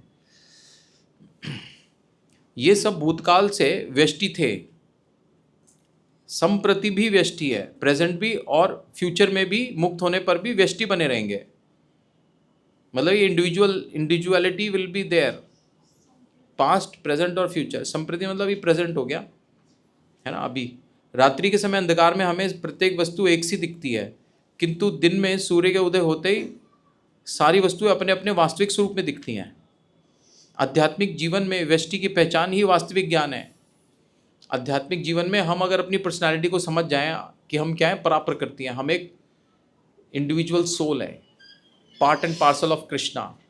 और पार्ट एंड पार्सल का क्या काम होता है, जिसका वो पार्ट एंड पार्सल है उसकी सेवा करना, है ना। जैसे एग्जांपल देते हैं ना प्रभुपाद जी, किसी महंगी गाड़ी का पेच गिर जाए, उसकी क्या वैल्यू, कुछ नहीं है। उसकी कीमत कब है, जब वो अपनी जगह पे फिक्स है, क्योंकि वहाँ वो कार्य कर रहा है, उसकी वैल्यू है। गिरने के बाद तो कबाड़ी वाला आएगा, मैग्नेट में चिपका के ले जाएगा, 10 पैसे का बिक जाएगा, हाँ। DYS में कहते हैं कि इस शरीर की क्या कीमत है ना। वो सेमिनार होता है ना, कितने रुपए की कीमत बताते हैं, इतना कैल्शियम की हड्डियाँ हैं, इतना इतना भाव मिलेगा, हाँ। एक 100-125 रुपये की कीमत बताते हैं। और लेकिन जैसे ही ये शरीर भगवान की सेवा में लगता है तो ये क्या हो जाता है, बेशकीमती हो जाता है। भगवान उसके लिए दुनिया हिला देते हैं, अपने भक्त के लिए पलट देते हैं। चलो भाई, द्वापर त्रेता, आगे पीछे, जैसे चेस के अंदर 2 प्लेयर्स हैं, उनको आगे पीछे कर दिया, कितने कीमती हो जाते हैं। और जब भक्ति नहीं करते तो बेकार है, यूजलेस, कबाड़ी है ना, कबाड़ी की दुकान है ना, वहीं पर कहीं पड़ा रहेगा वो पेज, और नहीं तो कहे मर्सिडीज का पेज है ना, और वहाँ कुछ नहीं पता मर्सिडीज का है, रोल्स रॉयस का है, 800 का है या चेतक का है, किसी का नहीं पता क्या है। ठीक है, तो प्रभुपाद ने इसलिए भगवत गीता दिया, उन्होंने लिखा है कि एक ऐसी भगवत गीता की नितांत आवश्यकता थी, है ना, जो कि भक्तों के द्वारा आए, है ना। 2 प्रकार के लोग होते हैं, एक सुर और असुर, और दोनों लोग भगवत गीता पे टिप्पणी करते हैं, है ना। हिरण्यकशिपु ने भी बहुत ज्ञान दिया था अपनी भाभियों को, है ना, बहुत ज्ञान दिया था आत्मा का। जब चलिए आगे बढ़ते हैं, नहीं तो ये हमारा रह जाएगा, है ना। 17th में क्या बता रहे हैं, जब मनुष्य की बुद्धि, मन, श्रद्धा तथा शरण सब कुछ ही भगवान में स्थित हो जाते हैं, तभी वह पूर्ण ज्ञान द्वारा समस्त कलमश से शुद्ध होता है और मुक्ति के पथ पर अग्रसर होता है ना। तो भगवान में स्थिर करना है अपनी बुद्धि, मन, श्रद्धा और शरणागत होना है, और तभी वो पूर्ण ज्ञान से उसके जितने भी कलमश हैं वो शुद्ध हो जाएंगे और वो मुक्ति के पथ पे आगे बढ़ेगा, है ना। 18th पे चलते हैं। ये बहुत सुपरहिट श्लोक है ना। विद्या विनय संपन्ने ब्राह्मणे गवि हस्तिनी शुनि चैव स्वपाके च पंडितः समदर्शिनः। बहुत अच्छा श्लोक है, आपको याद करना चाहिए। इसमें कोर्स में तो नहीं है शायद, लेकिन आपको याद करना चाहिए, बहुत अच्छा श्लोक है। विनम्र साधु पुरुष अपने वास्तविक ज्ञान के कारण एक विद्वान तथा विनीत ब्राह्मण, गाय, हाथी, कुत्ता तथा चांडाल को समान दृष्टि से देखते हैं, है ना। जिसको दिव्य ज्ञान हो गया ना, वास्तविक ज्ञान हो गया, तो वो सबको इक्वल लेवल पर देखेगा, किसी से भी घृणा नहीं करेगा, द्वेष नहीं करेगा, लेकिन डीलिंग हिसाब से करेगा। ये नहीं कि सांप को भी आप कह रहे हो ये भी तो भगवान का अंश है, इसको गले लगा लो, वो तो चाहता है आपको गले लगाना है ना। या शेर को गले लगा लो, नहीं, इनको नहीं, बच के रहना चाहिए। इनके साथ आपकी डीलिंग्स डिफरेंट होनी चाहिए, है ना, क्योंकि जो हमारे शरीर को नुकसान पहुंचा सकता है उससे बच के रहना चाहिए। उसको जाके मारना नहीं चाहिए कि जाओ मारो उस शेर को, है ना। ठीक है, वो अपनी लाइफ जी रहा है, उसको जीने दो, छेड़ो नहीं और अपनी लाइफ जियो। तो ये किस वजह से होता है, ये वास्तविक ज्ञान जो है उसके कारण ही वो देख पाता है, ठीक है। तो कृष्ण भावना भावित व्यक्ति योनि या जाति में भेद नहीं मानता, है ना, कि भाई ये इस जाति का है, ये उस जाति का है। अब कृष्णा, हमारी हरे कृष्णा मूवमेंट में हर जाति के लोग हैं, हर धर्म के लोग भी हैं, हाँ, क्रिश्चियनिटी, यहूदी और ये सब, हर प्रकार के लोग इसके अंदर भक्ति कर रहे हैं, हाँ। कहते सामाजिक दृष्टि से ब्राह्मण तथा चांडाल भिन्न भिन्न हो सकते हैं, अथवा योनि के अनुसार कुत्ता, गाय तथा हाथी भिन्न हो सकते हैं, किंतु विद्वान योगी की दृष्टि में ये शरीरगत भेद अर्थहीन होते हैं।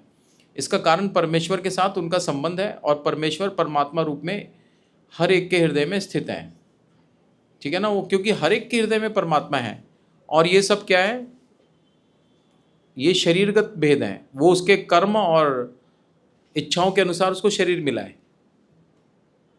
बाकी तो वो जीव क्या है, भगवान का अंश है। उसको क्या ज्ञान है कि वो कौन है, भगवान के साथ उसका क्या संबंध है, ठीक है ना। किसी को पता लग जाए कि भाई ये मोदी जी की इनकी कोई रिश्तेदारी है, आप क्या पंगा लोगे? कोई बदमाश पंगा नहीं लेगा ना। तो ऐसे हम क्यों पंगा लें किसी से? भैया वो भगवान के साथ संबंध है उसका, क्यों उसको ऐसा ट्रीटमेंट देना है? ऐसा नहीं देना चाहिए। इसीलिए क्या होना चाहिए, संभाव होना चाहिए। नीचे से चौथी पांचवी लाइन में देखिए, कृष्ण भावना भावित व्यक्ति को इसका पूर्ण ज्ञान होता है, इसलिए वह सचमुच ही विद्वान तथा समदर्शी होता है। आत्मा तथा परमात्मा के लक्षण समान हैं, क्योंकि दोनों चेतन, शाश्वत और आनंदमय हैं, सच्चित आनंद। किंतु अंतर इतना ही है कि आत्मा शरीर की सीमा के भीतर सचेत रहता है, जबकि परमात्मा सभी शरीरों में सचेतन है। परमात्मा बिना किसी भेदभाव के सभी शरीरों में विद्यमान है। भगवान कोई भेदभाव नहीं करते, सारे जीवों के साथ रहते हैं, ठीक है। 19th,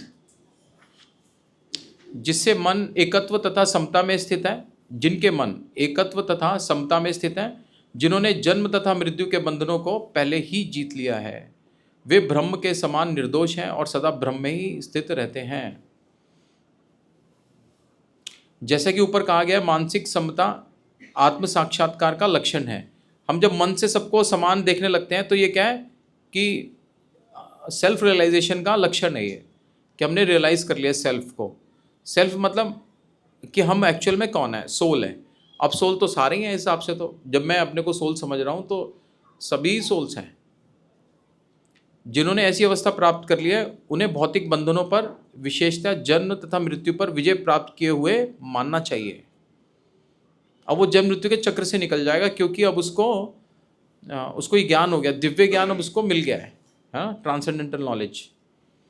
नीचे से चौथी लाइन पे, श्री भगवान निर्दोष हैं क्योंकि वे आसक्ति तथा घृणा से रहित हैं। इसी प्रकार जब जीव आसक्ति अथवा घृणा से रहित होता है तो वह भी निर्दोष बन जाता है और वैकुंठ जाने का अधिकारी हो जाता है। ऐसे व्यक्तियों को पहले से ही मुक्त मानना चाहिए। उनके लक्षण आगे बतलाए गए हैं, ठीक है ना। आसक्ति और घृणा, है ना, जिससे आसक्ति है हम उसको कुछ फेवर करते हैं, एक्स्ट्रा फेवर करते हैं, और जिससे घृणा करते हैं उसको फेवर देना ही नहीं चाहते, है ना। तो लेकिन भगवान का गुण देखिए क्या है, भगवान किसी को एक्स्ट्रा फेवर नहीं देते और ना किसी से घृणा के वश उसको जो नहीं देने वाली चीज़ है, मतलब जो देने वाली चीज़ है वो देते हैं उसको। ये नहीं कि रोक लेते हैं, घृणा नहीं करते, सबको संभाव देते हैं, ठीक है ना। सूर्य सबके लिए है, जितने भी है ना। मल के कीड़ों के लिए भी सूर्य है ना, पौधों के लिए, हमारे लिए, सब लोगों के लिए, फॉर एवरीथिंग। तो भगवान जो दे रहे हैं वो सबके लिए दे रहे हैं, किससे घृणा नहीं कर रहे। जो भगवान को अब्यूज़ कर रहा है उसको भी भगवान दे रहे हैं। अभी कोई कह रहा है भगवान तूने क्या किया मेरे साथ, तेरे को छोड़ूंगा नहीं मैं, उसको भी सूर्य दे रहे हैं, है ना। चंद्रमा की शांति उसको भी दे रहे हैं, पानी उसको भी दे रहे हैं, हवा भी दे रहे हैं, उसको सांस लेने के लिए दे रहे हैं, सब कुछ मुहैया करा रहे हैं। तो इसलिए भगवान क्या है, निर्दोष हैं। लेकिन हम क्या कहते हैं, दोष, बड़ा अच्छा वर्ड यूज़ किया, निर्दोष हैं। हाँ, जबकि हम क्या करते हैं, भगवान पे दोष मढ़ते हैं, हाँ, और क्या कहते हैं, सर्व कारण कारणम, भगवान ही कारण के ये मेरे दुख के कारण ही भगवान है। कितना मिस इंटरप्रिटेशन ऑफ स्टेटमेंट्स है ना। जिसको ज्ञान नहीं है वो ही इन स्टेटमेंट को गलत फिट करता है जाके। मन ही हमारे को किसी को पसंद कराता है और किसी से नफरत कराता है, ये अच्छा नहीं लग रहा, है ना। ये सब मानसिक है, मनोधर्म से उत्पन्न चीज़ें हैं। तो इसलिए मन के लेवल पर हमें वो उसको समझाना पड़ता है कि जब आप भक्ति करेंगे ना, जब आपको ज्ञान आएगा, तो ज्ञान जब आपकी बुद्धि शुद्ध होगी तो वो मन को समझाएगी, तब मानसिक समता आएगी। ये दिव्य ज्ञान किसके लिए, ये बुद्धि के लिए है। बुद्धि क्या है, मन से ऊपर है बुद्धि। तो बुद्धि क्या देगी, मन को समझाएगी, भैया ये सब ये है, ये मैंने पढ़ी है भगवद गीता, उसमें यही लिखा है, क्या बात करता है ना। ठीक है, ये जैसे भी स्थिति में है ना, ये भगवान का ही अंश है, पंगा मत लियो इससे, है ना। कर्म बन जाएंगे, अगले जन्म में भगवान यही बना देंगे तेरे को। तो इस ज्ञान से क्या आएगी, समता आएगी, है ना, मानसिक समता आएगी। और जब मानसिक समता आएगी तो बहुत अच्छा है। मन को ही तो हमें शांत करना है, मन को स्टेबलाइज करना है। सारे योग मन को भगवान में जोड़ने के लिए हैं, ठीक है। 20वें श्लोक, जो न तो प्रिय वस्तु को पाकर हर्षित होता है, न अप्रिय को पाकर विचलित, जो स्थिर बुद्धि है, जो मोह रहित है और भगवत विद्या को जानने वाला है, वह पहले से ही ब्रह्म में स्थित रहता है ना। ये कई जगह आया ये कि जो किसी प्रिय वस्तु को पाकर हर्षित और अप्रिय को पाकर विचलित नहीं हो, है ना। तो ये बहुत इंपॉर्टेंट है, ये हमारे लाइफ में हमें समभाव में रहना है।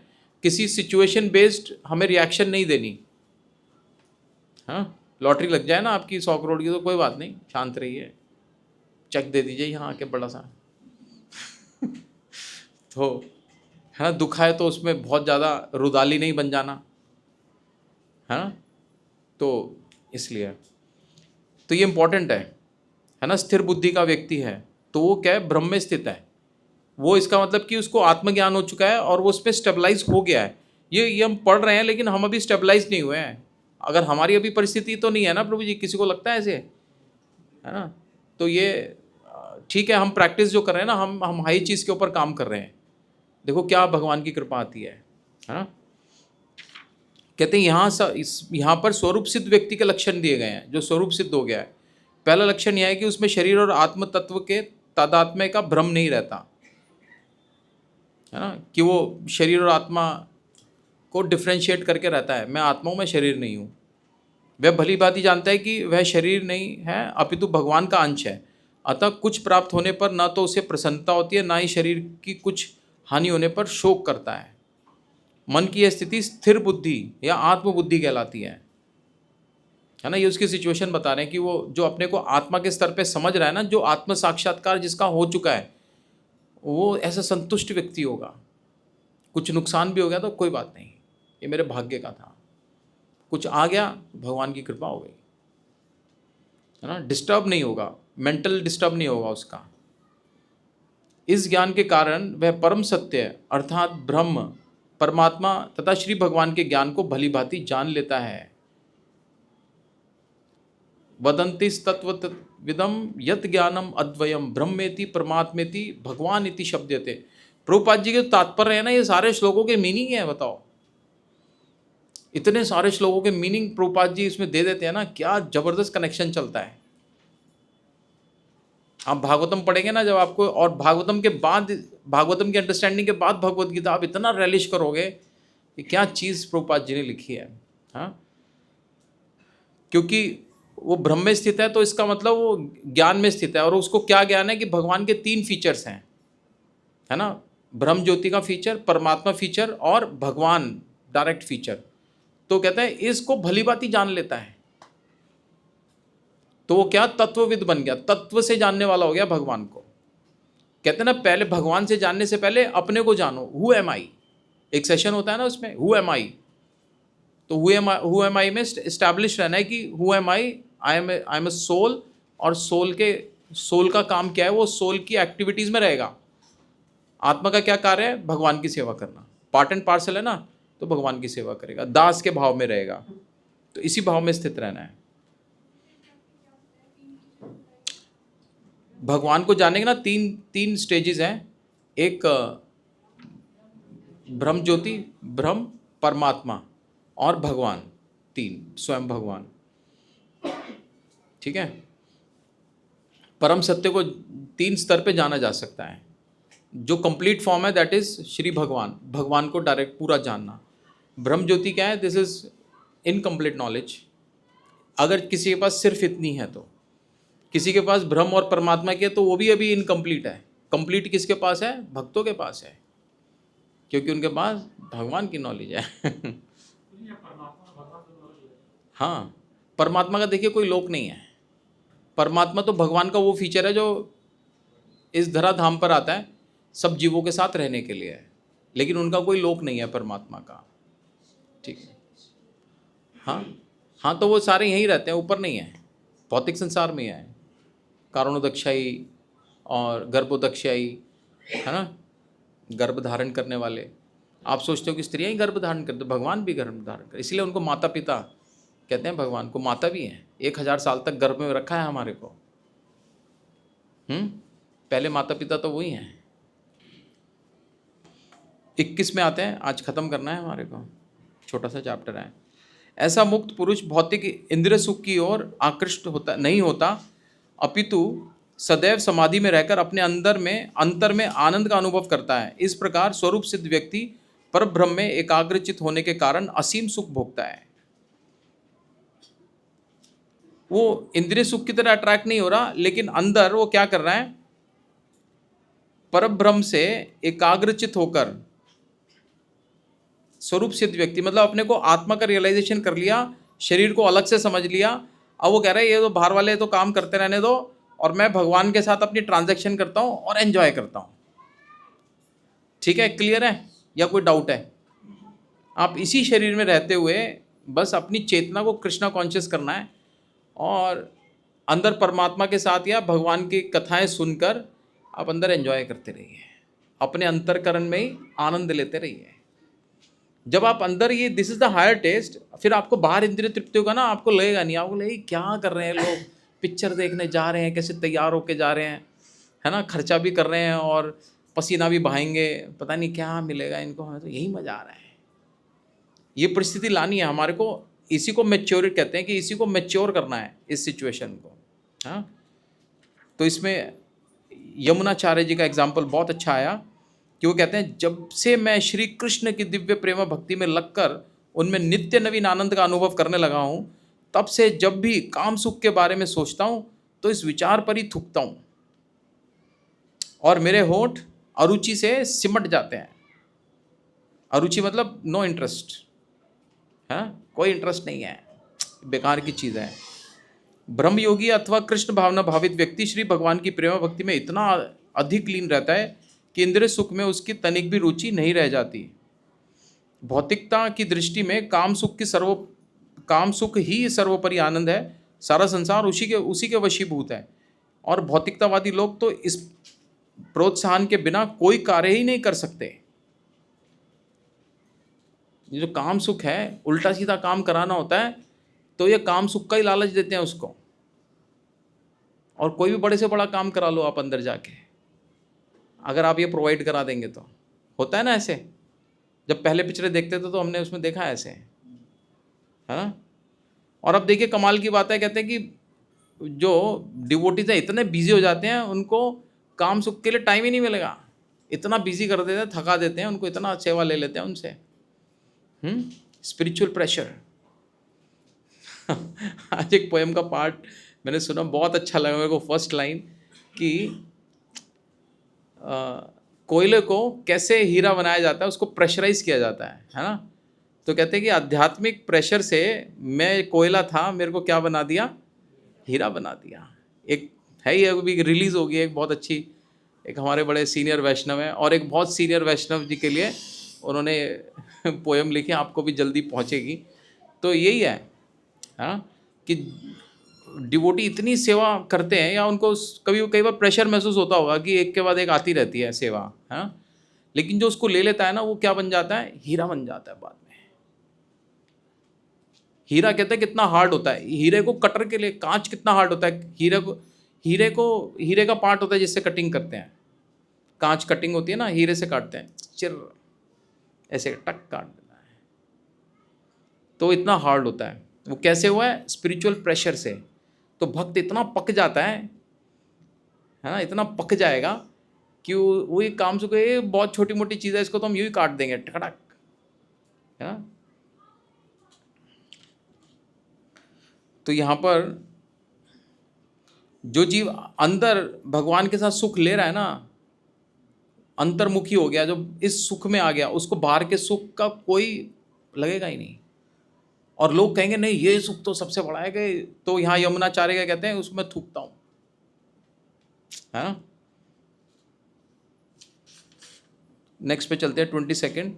ये श्लोका आपको याद करने के लिए है, मेरे साथ बोलिए। ये ही संस्पर्शजा भोगा दुख योनिया एव ते आद्यंतवंतः कौन्तेय न तेषु रमते बुधः। कितना बढ़िया इसका मीनिंग है। बुद्धिमान मनुष्य दुख के कारणों में भाग नहीं लेता, जो कि भौतिक इंद्रियों के संसर्ग से उत्पन्न होते हैं। हे कुंती पुत्र, ऐसे भोगों का आदि तथा अंत होता है, अतः चतुर व्यक्ति इनमें आनंद नहीं लेता। कहते जो बुद्धिमान इंटेलिजेंट व्यक्ति है ना, दुख का कारण क्या है, इंद्रियों के जो सब्जेक्ट है, ऑब्जेक्ट, उसके साथ जो वो टच में आके एंजॉय करते हैं, उसके बाद क्या है, दुख प्रकट होते हैं, दुख का कारण होता है। तो उस टाइम थोड़ा सा तो लगता है कि सुख है। जो लोग बहुत ज़्यादा काम सुख में रहते हैं ना, उनको बड़ी अच्छी अच्छी बीमारियां लग जाती हैं, है ना। HIV लग जाता है उनको, है ना, गोनोरिया हो जाता है, प्रभुपाद जी की बुक्स में आया है। ऐसी ऐसी बीमारी लग जाती है, इलाज कराते रहते हैं, बहुत दुखी रहते हैं, है ना। तो ये क्या, दुख का कारण बन जाते हैं ये इस प्रकार के सुख। तो कहते हैं जो बुद्धिमान व्यक्ति है ना, इस सुख में क्या नहीं करता, इसमें कोई रुचि नहीं लेता, इसमें भाग नहीं लेता। कह रहे थोड़ा सा सुख मिलेगा, मैं इसमें पार्टिसिपेट नहीं कर रहा, मैं ज़्यादा सुख वाले में पार्टिसिपेट करूँगा और जिसमें दुख नहीं मिलेगा बाद में, कहते हैं मैं इस वाली चीज़ में पार्टिसिपेट करूँगा, है ना। वो क्या है कहते वो ऐसे भोगों का आदि तथा वो बता रहे होता है, लेकिन चतुर्व्यक्ति में आनंद नहीं लेता। तात्पर्य में देखिए, भौतिक इंद्रिय सुख उन इंद्रियों के स्पर्श से उद्भूत है जो नाशवान है, क्योंकि शरीर स्वयं नाशवान है। मुक्तात्मा किसी नाशवान वस्तु में रुचि नहीं रखता। दिव्य आनंद के सुखों से भली भांति अवगत वह भला मिथ्या सुख के लिए क्यों सहमत होगा? हाँ, रमनते योगिनो अनंते, प्रभुपाद जी बहुत यूज करते हैं कि योगी जन परम सत्य में रमण करते हुए अनंत दिव्य सुख प्राप्त करते हैं। इसलिए परम सत्य को श्री राम को भी राम कहा जाता है। हाँ, तो यहाँ पर एक ये श्लोक है, ये भी बहुत इंपॉर्टेंट आया है। अभी तो ये क्या बता रहे हैं कि जो परम सत्य में रमण करते हैं, दे एंजॉय। परम सत्य मतलब भगवान, परम सत्य विषयक सब्जेक्ट्स में एंजॉय करते हैं वो। उनकी लीला सुनने, उनके रूप देखें, क्या सुंदर है भगवान, भगवान के हेयर देखें क्या करली है। देखें आपने हमारे राधा पार्थसारथी के, क्या स्मार्ट है, कैसे कैसे बाल बांधते हैं वो अपने, हैं कैसे कैसे पगड़ियाँ बांधते हैं, स्टाइलिश हैं पूरे।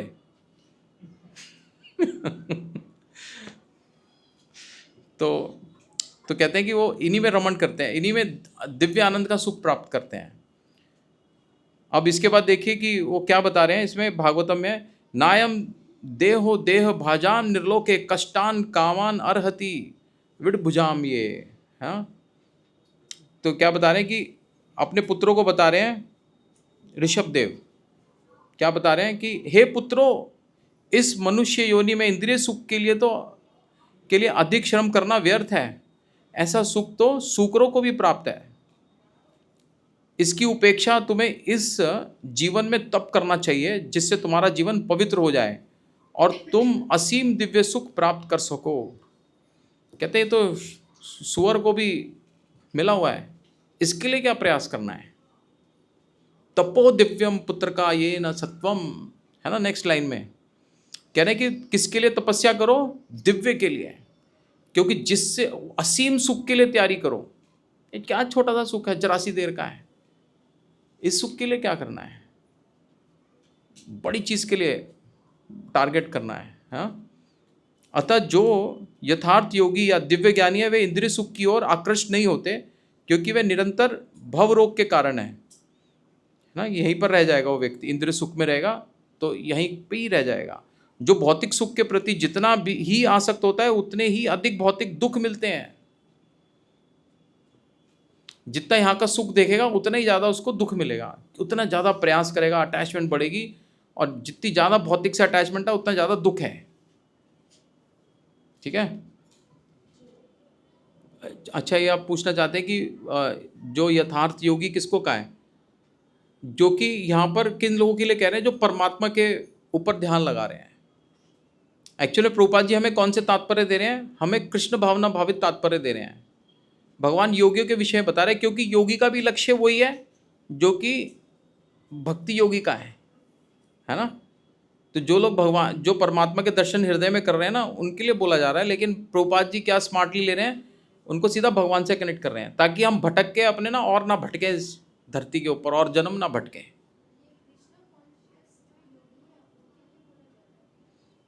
नहीं, हाँ ठीक है, उनके लिए भी बोल सकते हैं, जो कृष्णा कॉन्शियस, जो आप योगी हैं, हम भी तो योग कर रहे हैं, है ना। हम भक्ति योगी हैं, है ना। कई योगी क्या करते हैं, साधना के लिए, सिद्धि प्राप्त करने के लिए योग करते हैं, परमात्मा के दर्शन करते हैं। तो एक्चुअल में वो क्या बता रहे हैं कि भगवान हर तरह के योगियों को लेकर चल रहे हैं। लेकिन प्रभुपाद जी हमें क्या दे रहे हैं? हमें प्रभुपाद जी वो चीज़ दे रहे हैं जिसकी हमें नितांत आवश्यकता है, अर्जेंसी में है, कि भैया टाइम मत खराब करो, सीधा काम की चीज़ लो। उसके बाद भी यही आना है, आपने पढ़ना है, तो पहले ही वो दे दिया, है ना। हाँ, आप सोचिए कृष्ण भावना भावित योगी हैं, ये आप ही हैं। ठीक है, क्यों लेट करना है? अभी से ही समझ लो, नहीं अभी से ही पकड़ लो इस चीज़ को। जो आईएएस की तैयारी करते हैं ना, वो ग्रेजुएशन के बाद नहीं करते, वो 8वीं से शुरू हो जाते हैं, 6ठी से भी शुरू हो जाते हैं। ऐसे ही नहीं है कि वो फटाक से पहली बार में क्रैक करके निकल गए, सब कुछ हो गए। वो बहुत तैयारी कर रखी होती है उन्होंने, 10-10 साल एडवांस में तैयारी कर रहे होते हैं वो। यही प्रभुपाद जी कर रहे हैं हमारे को, छठी क्लास में ही आपको वो दे रहे हैं आपको कृष्णा कॉन्शियसनेस, आप ताकि क्लियर होके निकल जाए। हाँ, भवरोग,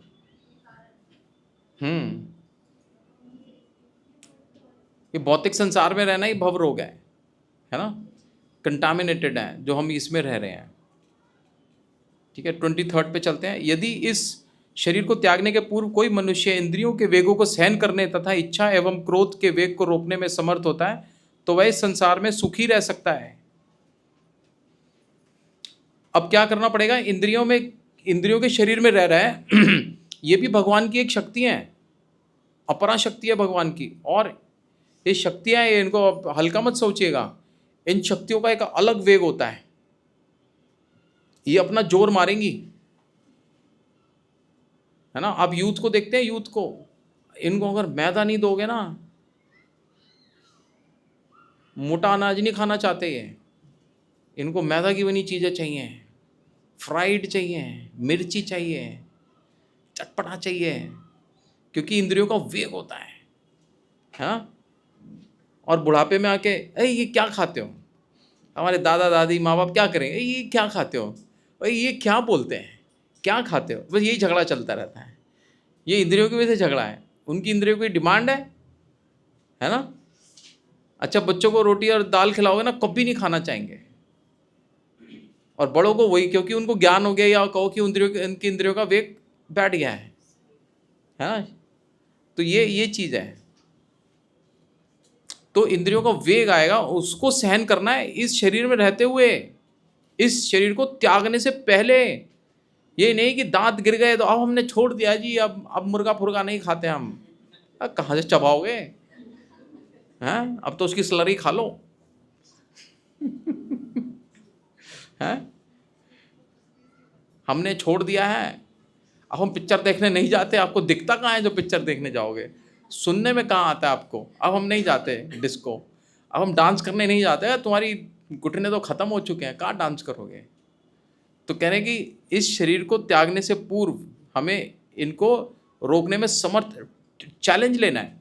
जो हमारे ब्रह्मचारी है, इसी को चैलेंज को तो ले रहे हैं ये, है ना। ये हरे कृष्णा चैलेंज है, हरे कृष्णा चुनौती है ये। तो वह संसार में सुखी रह सकता है ना, वही सुखी रह सकता है। नीचे से आते हैं हम, इसके अंदर आता है कि ये हमारा एक श्लोक है, उसमें वाचो वेगम मनसा क्रोधा वेगम, है ना, उदर उपस्थ वेगम जीवा वेगम, इसके बारे में आता है ना कि जो इन 6 प्रकार के वेगों को सहन कर लेता है वो क्या है, गोस्वामी है। और जो गोस्वामी ही सुखी रह सकता है, जो वेगों को कंट्रोल नहीं कर सकता वो सुखी रह ही नहीं सकता, वो भटकता रहेगा, उसको इंद्रियां भटकाती रहेंगी। इस शरीर का परित्याग करने से पूर्व मनुष्य को इन्हें वश में करने का अभ्यास करना चाहिए, प्रयास करना चाहिए। नहीं भी कर पाए तो कोशिश करनी चाहिए। जो ऐसा कर सकता है वह स्वरूप सिद्ध माना जाता है और आत्म साक्षात्कार की अवस्था में वह सुखी रहता है। योगी का कर्तव्य है कि वह अच्छा इच्छा तथा क्रोध को वश में करने का भरसक प्रयत्न करे। अपनी इच्छाओं को और क्रोध में वश करने का प्रयास कर, भरसक बहुत कोशिश करनी चाहिए, बहुत।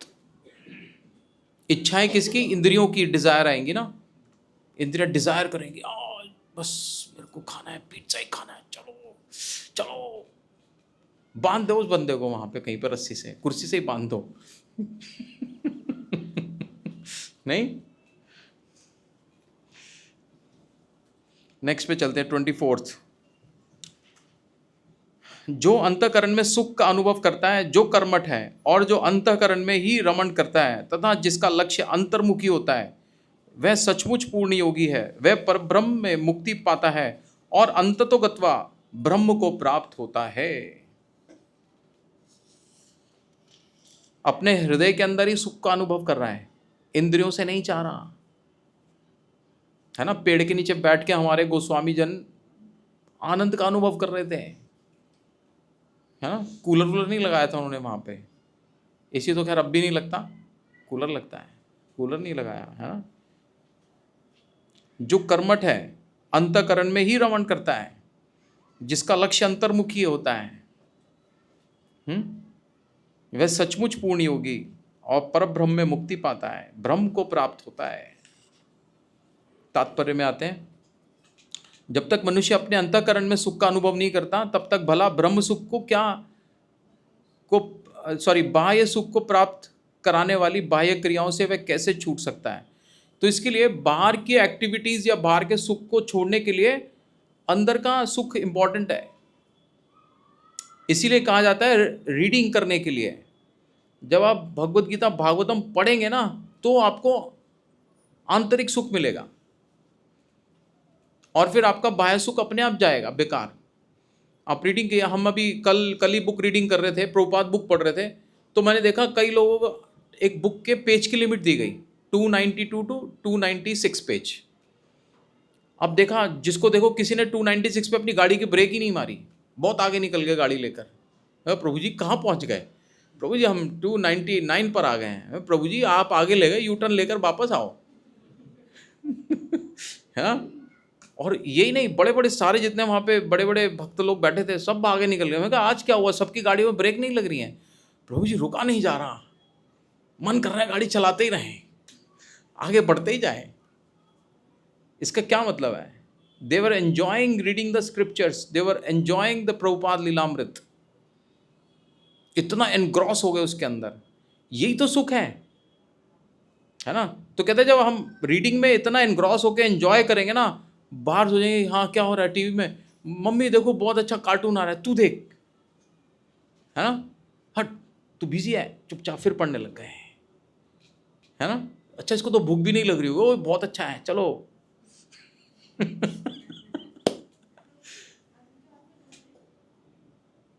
बाह्य सुख को प्राप्त करने वाली बाह्य क्रियाओं से वह कैसे छूट सकता है? अगर वो अंदर एंजॉय नहीं कर रहा ना तो बाहर एंजॉय करेगा।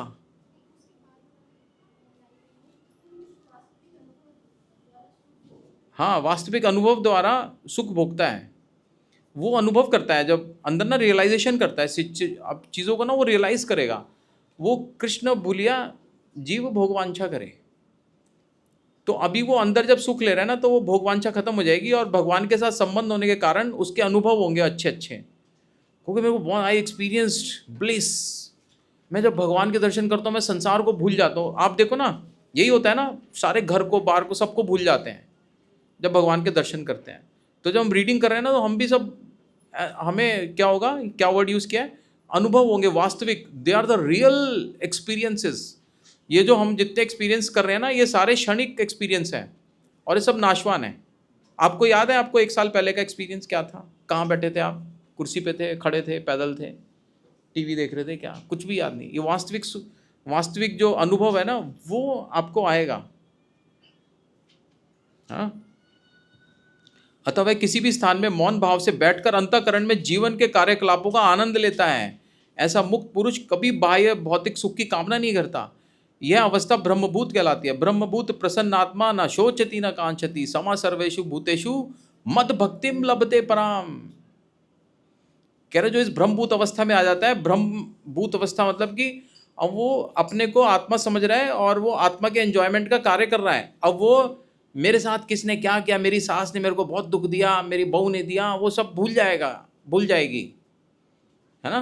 किसने अच्छा बुरा किया सब भूल जाएगा। ना शोचती ना कांक्षती, मेरे को अपनी सास का गहना नहीं चाहिए। न कांक्षती, कुछ नहीं चाहिए मेरे को, तो भागवतम चाहिए मेरे को, बस टाइम मिल जाए पढ़ने का, है ना। माय लास्ट डिजायर, मैं भागवतम पढ़ती रहूं, ठीक है ना। किसमें नहीं आएगा? नहीं आएगा। आप तो निकल गए, दुश्मन बाप के बैठे हैं बाहर, वो तालियां बजा रहे, भाई ये बंदा हमारे हाथ से निकल गया। कैसे निकल गया हमारे हाथ से? पहले तो हमारे ऑर्डर पे दुनिया से लड़ता था, अभी किसी को फर्क नहीं पड़ता, सब खत्म, हमारे 6 शत्रु खत्म। When you come to the brahmabhuta avastha, हमारे शत्रु खत्म। अब सोचिए आप उस स्टेज पर आ गए, अब आप पक्का हो गया भगवत धाम ही जाएंगे। ये बहुत बड़ी स्टेज आ गई आपकी अगर आप पहुंच गए इस पे। तो ऐसे ऐसे पड़ा हुए हैं कि आपको रोंगटे आपके से खड़े कर देंगे, अब तो बस आ गया मेरा नंबर, बैठ जाओ अभी, कहीं यहीं पे सारी एनर्जी वेस्ट कर दो। नहीं, कह रहे इस अवस्था को प्राप्त करने के बाद भगवत धाम जाना निश्चित है, जरूर जाएंगे, है ना। 25 पे आइए, जाएंगे हम भी, श्लोक पूरा करके जाएंगे। जो लोग संशय से उत्पन्न होने वाले द्वैत से परे हैं, जिनके मन आत्म साक्षात्कार में रत हैं, जो समस्त जीवों के कल्याण कार्य करने में सदैव व्यस्त रहते हैं, जो जीवों के कल्याण कार्य करने में व्यस्त रहते हैं और जो समस्त पापों से रहित हैं, वे ब्रह्म निर्वाण मुक्ति को प्राप्त होते हैं, है ना। मैं जब आया, किसी ने कहा ब्रह्म निर्वाण, मैंने कहा ये क्या क्या शब्द है भैया, मुक्ति तो सुना था, सिंपल है, ब्रह्म निर्वाण। तो कई लोग बहुत ज़्यादा ज्ञानी होते हैं, वो ऐसे ऐसे वर्ड यूज़ करते हैं, ब्रह्म निर्वाण पढ़ा होगा कहीं। तो ये क्या है, मुक्ति को कहते हैं कि जो हमें डाउट से हमारे अंदर द्वैत आता है ना, और जिनके मन क्या है, आत्म साक्षात्कार में रत हैं, और जो लोग प्रीच करते हैं, कल्याण कार्य कौन से हैं, प्रीचिंग है, सबसे बड़ा कल्याण कार्य है, समस्त जीवों के सबसे बड़ा कल्याण कार्य है। कंबल देना नहीं है, ना पानी पिलाना है ना छबील लगा के नहीं पिलाना, निर्जला के दिन ला के लो भाई, रूह अफ़ज़ा का दूध पिला रहे हैं, मीठा मीठा, ठंडा ठंडा, कूल कूल, हाँ। तो ये सब नहीं, कल्याण कार्य नहीं है। कल्याण कार्य क्या है, किसी को प्रीच करके भगवत भक्ति के अंदर लेकर आना है, सबसे बड़ा, सबसे हाईएस्ट। तो कहते हैं वो मुक्ति को प्राप्त होते हैं, है ना। नीचे चलते हैं, तीसरी चौथी लाइन में, परम भोक्ता, परम नियंता तथा परम सखा श्री कृष्ण को भूल जाना मानवता के कलेशों का कारण है, अतः समग्र मानवता के लिए कार्य करना सबसे बड़ा कल्याण कार्य है। कोई भी मनुष्य ऐसे श्रेष्ठ कार्य में तब तक नहीं लग पाता जब तक वह स्वयं मुक्त ना हो। कृष्ण भावना भावित मनुष्य के हृदय में श्री कृष्ण की सर्वोच्चता पर बिल्कुल संदेह नहीं रहता। वह इसलिए संदेह नहीं करता, है ना, डाउट नहीं करता, क्योंकि वह परम समस्त पापों से रहित होता है। ऐसा है वह दैवी प्रेम। हाँ, एक भौतिक प्रेम है जिसमें कि संदेह ही संदेह होता है, कहाँ गए थे जी, है ना। पिक्चरों में संदेह दिखाते हैं ना कमीज के ऊपर। तो लेकिन ये भगवत प्रेम ऐसा है, इसमें कोई संदेह नहीं है ना। एक माता जी बोले, उनके प्रभु जी भक्ति में आ गए, बहुत डीप आ गए। प्रभु जी आपने मेरे पति छीन लिए मेरे से। मैंने कहा आपके पति को हमने शुद्ध कर दिया है, इतने सुंदर पति हैं, कोई भी इनको ले जाता। आपसे एक से एक खूबसूरत घूम रही है आप सराय सड़क पे, कोई भी ले जाता। हमने तो आपको इनको ऐसा बना के दीजिए कहीं नहीं जाएंगे। हाँ, निस्संदेह है ये आपके हैं, है ना, आप संदेह ना कीजिए। कह रहे हमसे छीन लिया प्रभु जी, अभी दीक्षा लिया अभी उन्होंने इस बार। अब कह रहे हैं प्रभु जी नहीं, हम आप ठीक कहते थे, है ना। यह दैवी प्रेम है, दिस इज ट्रांसेंडेंटल लव, इसमें कोई संदेह नहीं होता। ठीक है, नेक्स्ट 26वें श्लोक पे आते हैं।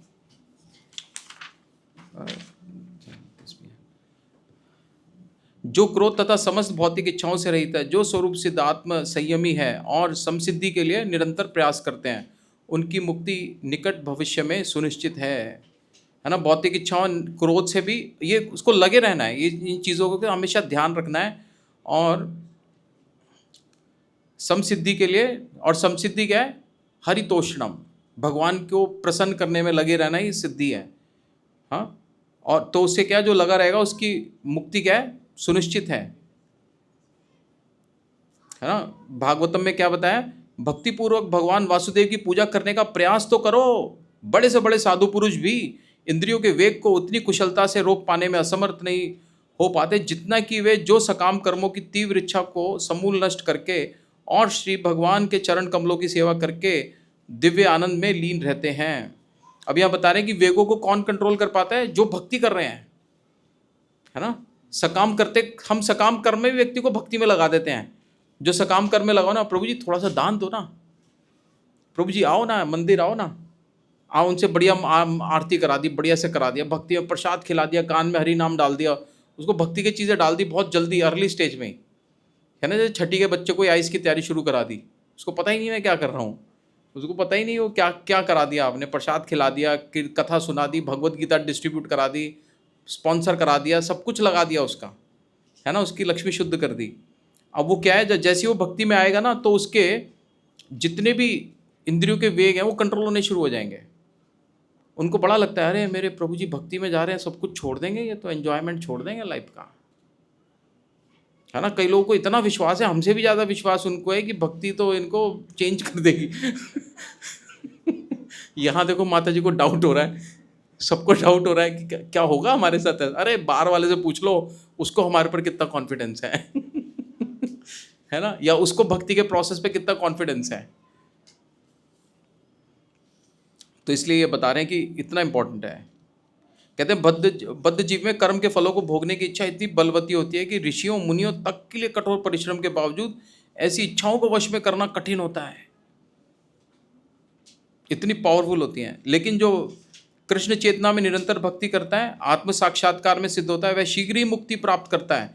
मतलब कि उसकी भौतिक भोग की इच्छाएं बदल जाती हैं, अब वो आध्यात्मिक इच्छाओं में कन्वर्ट हो जाती हैं, है ना।